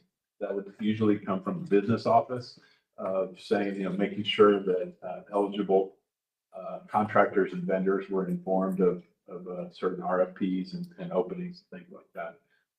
But I think what would be helpful would be that if you had scenarios, questions that I could answer, that is a springboard to question. So what questions do you have? The vendor comes to you and says, hey, I have a team, including my CEO. We just want to take you to dinner and see what your thoughts are on this bond. They're gonna be approaching a lot of us probably. Yeah. Well, what are your thoughts about that? Well, what I've done up to this point, even before we even approved this bond, is I said, well, you need to see Joe. Yeah. So Joe's gonna make those decisions. I'm not gonna make that decision. And I said, we voted as a board that our president's our spokesperson. So if you want to get a public comment from our board, see our president. That's what I've said. Yeah, I mean, that's a great question and it's a common business practice. And I know that is something that people, my firm does business with school districts. And so I understand that, that is and I take school board members to lunch and dinner and things of that nature. So that's not illegal. That's not against the law or anything like that. What is against the law is what we call a quid pro quo. Like if you do this for me, you give me something of value, then I will turn around and vote for your initiative. Or I'll deliver you this contract. That's, those things happen. People get indicted for things like that. People get convicted for things like that. And we want to stay way on the right side of the line. I guess what I would say, Mr. Patterson, to your initial question is if these people call me up and say they want to take me to dinner and talk to me about their company and what they could provide and things of that nature, I would probably believe that as an individual trustee, that the best way for them to present it would be to present it to the business office. And then that way you don't feel like you have to go back and carry the message to the board. Hey, there's these people have this wonderful stuff and they also took me to dinner. So it's just, you put yourself in a spot where, yeah, you got a nice dinner out of it, but then do you feel beholden to them? Are there people in the community that are going to believe that you're beholden to them? And so sometimes it's not illegal. It's not illegal, but it's something that you make a personal choice on. I'm not going to tell anyone what you can and cannot do if it's not.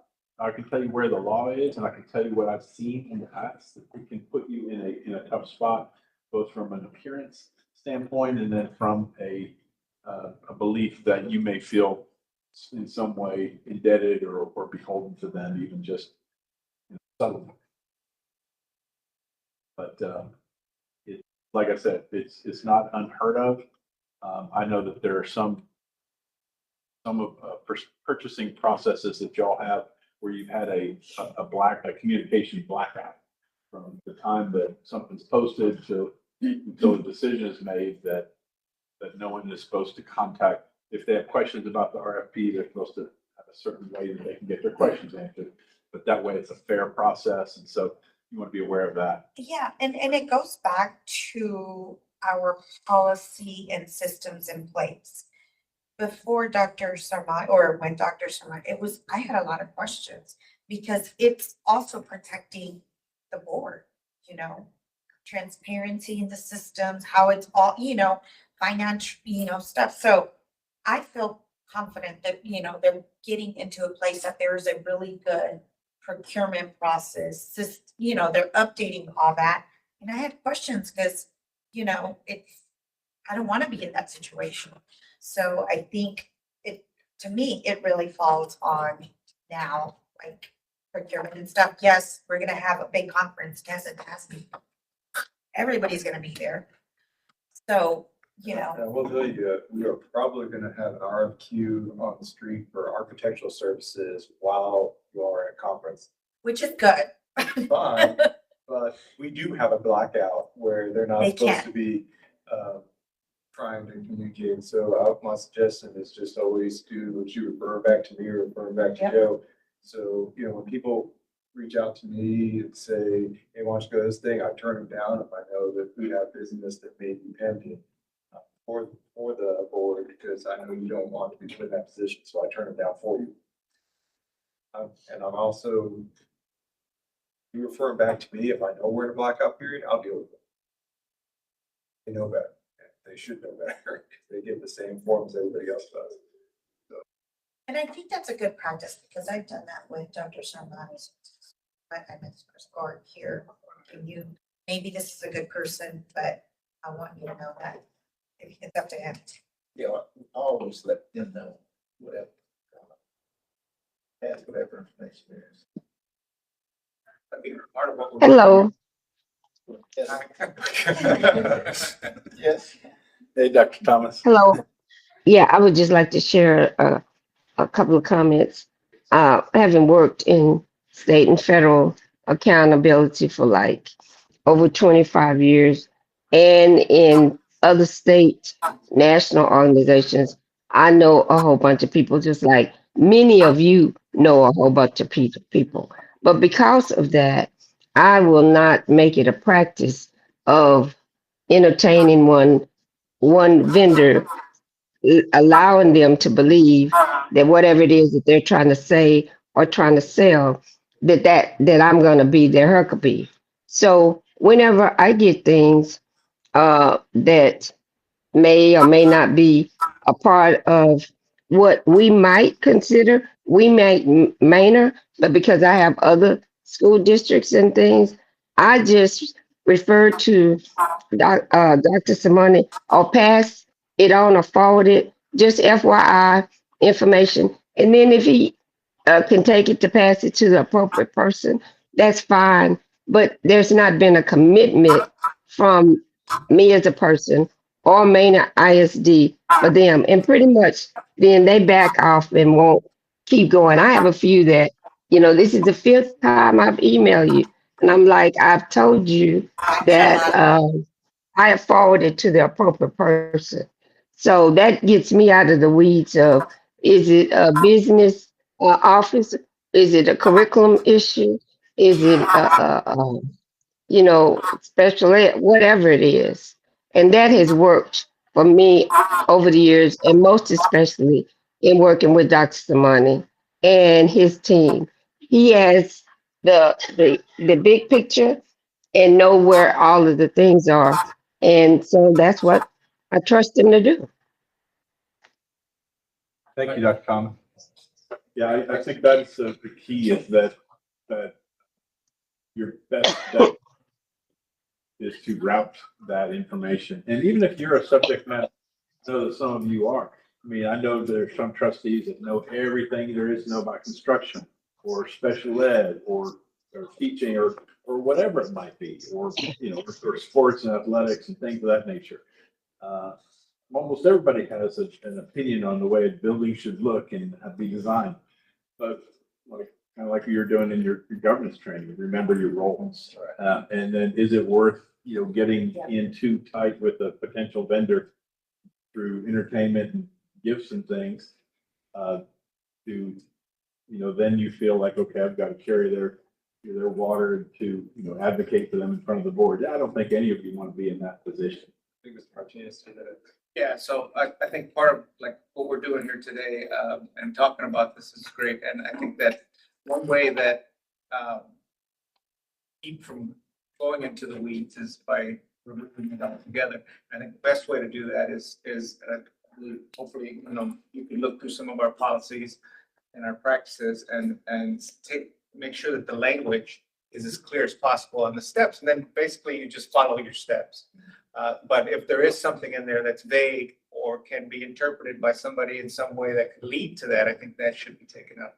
I think it's important that we look at what we're doing now and how our policies and practices, how they're written, and remove those things. So I would ask if there is something like that, maybe you could bring it to our attention that we need to change. Yeah, I mean, I've looked at your board operating procedures and your policies, and I think they're pretty tight, pretty standard. And I mentioned at the very beginning, those things that are the absolutes that you have to disclose and you can't do. And the rest of it, a lot of it's just really good common sense and knowing not to get in the middle of something that's not really I'm going to be one vote on a decision that may come up. And so why am I meeting with these people and, individually and not as a thing? I just wanted Mark to have that opportunity. Just a reminder, trustees, if you have questions or concerns that come up, you can always contact legal counsel. If you don't get in contact, just let me know. Have that conversation. That's what they're there for. Anytime, right, Mark? Anytime. Any questions? So thank you. Sure. Yeah, glad to help. So What happened to the dog? everybody's done. I know there was like, Once they saw there were more items, they didn't stick around. yeah. So number 2. Yep, if you would move forward, these next few items are some updates on some policies. I'm gonna run through them. You stop me if you want to have some questions. I know you've already probably reviewed this since it was on Big Rocks and on the agenda itself. But mostly I just want to let people know that we do know that there are policies going into effect on September 1. Our policy says, and of course you don't have choice, that if the law says it's happening even if we don't have a policy to update. I just confirmed with TASB, they will not have this policy ready for us. So these things are in effect. Our team has a legislative update that they've looked through. They know these things are there. And so they begin immediately. So that's once, Senate Bill 12 had a ton of stuff in it. can you also, I don't know if we mentioned this because it goes to policy, it goes to when we're amending budgets and everything, but also when we're going to be updating a lot of policies, but at the same time during this process, because TASB and TEA and other people don't have full interpretations of the new funding mechanism, we might have to come in several times to edit the budget, amend the budget. And you're like 3 slides ahead of me. Like, yes, you Okay. are absolutely Sorry. right. After a legislative session, we will probably have to do things a second time because literally TEA has to create rules and sometimes we have to jump without the rules. And I'll give you a good example of that in a moment where we don't have a choice but to move. The TEA has to put out the rules. They're putting it out next week. Before. So this is one that we do have to vote on, and I'm bringing recommendations. Senate Bill 13 has changed the way that library materials are acquired. There are new standards that we will implement, and that's not a problem. The one thing that I'm going to recommend to you that I'm going to bring forward for our local policy is that we are going to designate a district administrator to make those recommendations to the board. The board will have to vote on the library acquisition. You will have to vote on it, but the law requires that we have somebody make recommendations to. And so the policy I will bring forward next, the 18th will be a local administrator. And talking about school finance, I'll just give you a quick update. As Ms. Cortez said, there are parts of the school finance law that have not been defined yet. And so there's actually one line of our revenue that's actually zero because nobody in the state knows how it's going to work. And so there's nothing we can do about it. that was a long way of saying, we will probably amend the budget several times this year, as new information comes in and we have to change things. So this is just the first, budget amendment we're bringing forward. A couple of things I'd like you to, especially the community to know, it's really great, you know, the state gave us the money, but they don't actually give us the money until September 2026. Question. Yes, sir. But didn't we create our budget based on last year's numbers? Yes, we did. So why will we have to go through a series of amendments if we budgeted on a very last year's money with no additional dollars? Because the state law. I mean, we could have been positively. Yeah, so the state law is now in effect, and so we've got to adjust for what they're requiring us to expend on and what they're going to give us in September 2026. So even though they're giving us the money September 2026, accounting wise, it's in this budget. That's the way the law is written. I know that sometimes. Oh, September 2026. Yeah. Yes, Oh, okay. yeah. That's actually in next budget year is when the money actually shows up, but we have to account for it in this fiscal year, 25, 26. That is a way they keep the money in their accounts, they get interest and they can spend it on other priorities. In other words, we have to front $3.5 million. One of the things I want to Do bring we forward. continue to do that every year, or next year they'll give us 2 years? Well, we'll get 1 year, but we'll now be caught up because then the money will come every single year. Got it. So, but we have this one gap year where we've got to fund all the funds, which of course is one of the things that we had to address in the summer, as far as our expenditures to make sure we have the cash flow to make it through the rest of the year, which we do. And I've asked Mr. Santiago on the 18th to bring forward a nice chart on our cash flow so that trustees can see that, you can see it track through for the rest of the year. Those expenditures, while we have to front them, there's a good thing about those expenditures because they are required to be spent on staff in a number of ways. And so we will be pushing out this information to our staff so they know what kind of increasing compensation that they're going to have. Part of that money, as you can see, is dedicated towards teachers. However, there was some money set aside in House Bill 2 dedicated to other employees. And with a small addition in the tens of thousands range, we were able to give 1% to all employees across the district. So it's nice we'll be able to offer something, along with the fact that we have absorbed the cost of individual health care. There's those two pieces that we were able to do this year. Look forward. To get there, though, we did have to reduce the expenditures more over the summer. I talked with all of you about that, but the quick of it is 43 vacant teacher positions, 26 other vacant positions, everything from bus drivers, custodians to administrators that we did, and another 2.5 million we cut out of our operating budget in order to get the deficit back to a balanced budget. So we are balanced again. One thing, though, that we don't know, we won't know until after the start, the next time I see you on the 18th, is our student numbers. So our current budget is based on 10,029 students at 91.25% ADA and 420 pre-Ks. So if any of those numbers change to as higher, that's new funding. We'll look at our student numbers and we will allocate our resources and staff to classrooms as needed.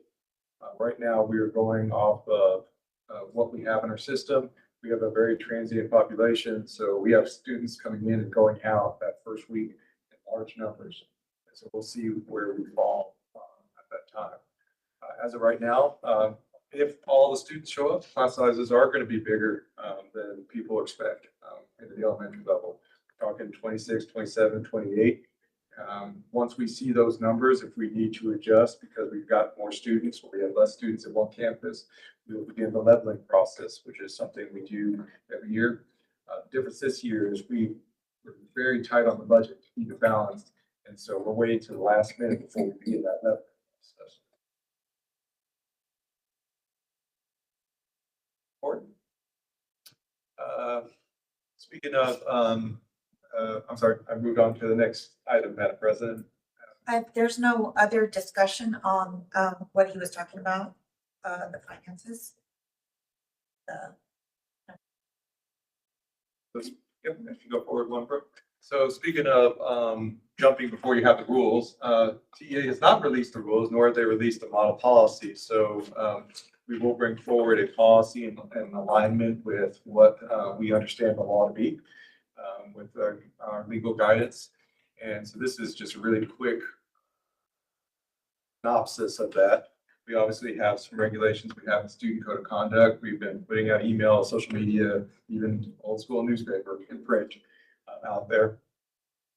Talk with administrators so that administrators could speak with their students in the first week of school to help reinforce and remind them that this policy is in place. We will move forward with this. And if there are changes when we get the guidance, I'm not expecting any from TEA, but we'll adjust if we need to. Is there be any training, staff developments for special ed staff and teachers so that we implement a fair plan? Because I can see now, like, a kid has a phone and it's proved how that can create it. So they could have a phone, they can have it a certain way where it can't really be seen by other kids. And I guess the question is, has there been a plan? Has it been implemented? So, Yeah, we did meet with administrators and we asked them to go ahead and go back and pull their IEPs and 504 plans to find out which students have a cell phone that, and the most common reason is for diabetes. Tracking a system on their phone. And so they identify those students with their teachers so they don't get their phones taken up. Know who they are. Excuse me, I would like to reiterate because of the quick timeline of us having to have a policy and the quick timeline when schools start in August. One of the things that I'm able to see with the vision is being with the schools that are in North Austin, Elgin, Manor, and then all of the private not private schools, but the other school, the charter schools. And in September will be the first hearings for for juveniles.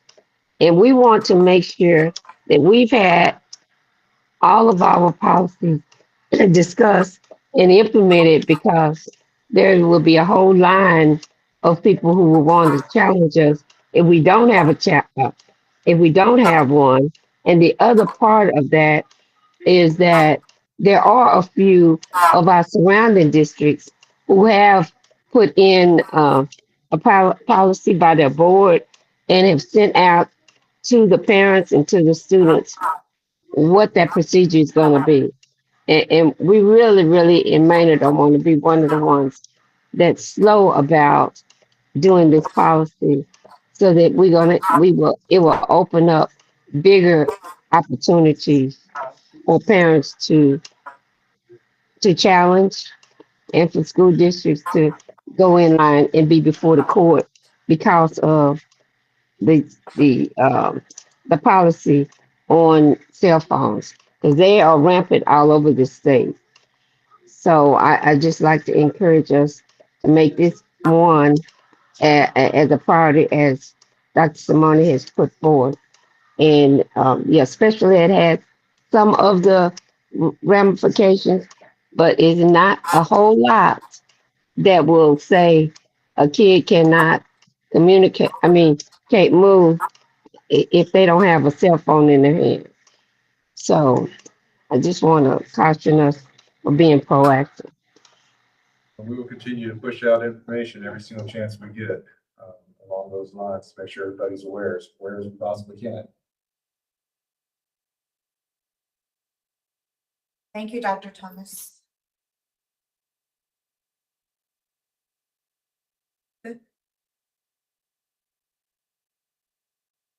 Oh, sorry, I thought the next thing was a slide. Number 4, discussion of policy updates from TASB. This is just an information item. There's one more. Just one different note, there is one policy I presented that Mr. Goulet actually let me know that we should not update that policy, so it will not be in the policy update for 18. He said that his legal advice to us is that policy is okay.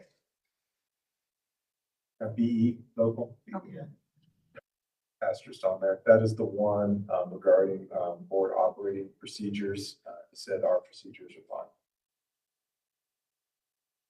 But it was already posted that way, so I didn't want to just delete it, so I just wanted to be clear to everybody why it doesn't show up next time. Okay. The rest of these policy updates, I don't consider them incredibly substantial. A lot of them are simple things like changing the year of election, because after a while it says 2022 and that's already passed, so it crosses out, but 2030 instead. And then, so this is there anything else in town? No, this is Okay. just a reminder. I know you all can review the updates, and if you have any other questions, like I said, I don't find these to be incredibly substantial changes. These are just policy updates, past policies that haven't been, it's needed to be changed. Anyways, number 5, discussion of campus merger criteria One more. resolution. And finally, we are not here to consider a school closure or a school merger. What we are doing is just setting the criteria by which, if we did get in a situation where a school might be under enrolled, that we already have set the criteria by which I would begin to investigate whether that school needs to be closed. The idea is to get ahead of it. Just in the case, we are a growing district, but in the future, and maybe 10 years from now, districts grow unevenly, which requires changes in how we use our facilities. So rather than wait for that time, we set some criteria. And what I did is I listed the 9 criteria that I would use to determine whether a campus should be merged or not. Regardless, I can not close the campus without coming here and speaking to you all in open session. So. And this is just being proactive, forward thinking in case that would ever happen. That's correct. Is there a specific reason why you have that forward thought? Well, with the lack of funding from the state, I mean, I think people have seen in the news all over the place, campuses have been closing. My greatest fear is if the current federal immigration environment, even our citizens who might speak Spanish and look like me might decide to move. And so I'm always looking out for possible problems on the horizon. But if your enrollment dips drastically, you have to do something to address it. I am here to say, I believe our enrollment is actually going to be higher than what we expected. And we're gonna But you continue. won't pay growing. me to keep an eye on the horizon just in case and to be prepared. So this is about preparedness. As a trustee that was here as we were going through the difficult conversations with an 1882, right? We didn't even have a policy to say this is what it might look like, and that we have a policy to then create a partnership. So as a trustee that's walked through that, the foresight of having this policy in place so that it's not an emotional community discussion to just put the policy for us to be able to move forward. Doing it at a time when there's calm is definitely beneficial for us in our community. I could just add too, is, I mean, we're always looking to be more transparent with the community, and I think this is just another step of keeping in line with that. So we are already have something in place that they can reference to and understand why certain decisions may or may not. Get that, absolutely. When would this be fleshed out? If you, well, when I say fleshed out, it's really about gathering data, and I have like what those data points mean in the resolution itself. So I wouldn't actually go and do this work unless I begin to see something that indicates I need to be doing this work. And then, of course, I would schedule an agenda item for me to bring it to you to look at it. So even though you passed this, I am not going to go off and do this. I don't think that's worth our team's time and effort. If I do see something on horizon that looks bad, like funding crisis or a severe drop student enrollment somewhere, then I might in the Big Rock say, hey, I'm gonna go ahead and do this and bring it forward for public consideration. And even then, that doesn't even mean we're talking about merging a campus. That would be a discussion. It'd be, and you might notice too, that was it number 6? It's not gonna be something that's gonna be done in the dark. I'm gonna go talk to the community that might be impacted. So people will know what's happening. This isn't something I'm putting out there and I'm gonna secretly figure out which campuses are to close. We will be talking long before we consider it. All right, I think, That's it. We just have to confirm dates. There's your date, Mr. Patterson. I couldn't remember September 24th. I will send you a yes, invite. calendar invite. Calendar invites. That's board LSG. That's tentative date. I'm gonna put it. I don't know where we're gonna do it because I need to talk to the technology people because I have a particular vision of what I want to try to accomplish at that meeting. That's gonna be part of our integrity instrument as you do the self-evaluation. That's gonna be one of the things that is on that board-led LSG presentation. So I will help you make it board-led. It'll be fun. Oh, well, we got thumbs up for Dr. Floyd. She's still here. Yeah. And don't forget our That's next exciting. confirmation of the regular board meeting is August 18th. Oh, and by the way, we also have a two-way community engagement meeting that we're due to do. That's another thing that's on our integrity. Thank list. you. It's gonna be at Manor High School, because we need to do it in the feeder pattern. We do have a school that is failing, a couple of them, they're within the Manor High School feeder pattern. So by having it there, we have addressed that. Thank you for Ms. Frederick Barnett, who pointed that out to me, that we need to have it on the campus. And now, to go forward one, there it is. Okay. Next board meeting, August 18th, 2 In weeks from 2 now. weeks. Stay tuned. Ready to launch the year. I'll have some student numbers at the 18th. Awesome. All right. Any other last words? We're good. Does anybody want to adjourn, or I will call motion to adjourn? Does anybody want to? No, they all want to stay here. Okay. Patrick's not making a motion. I move that we, Madam President, I move that we adjourn this meeting. I have a motion by Dr. Thomas to adjourn the meeting at 8:11 PM. I have a second from Trustee Howard. All those in favor say yes, 7-0. Adjourn at 8:11 PM. Thank you. Hey.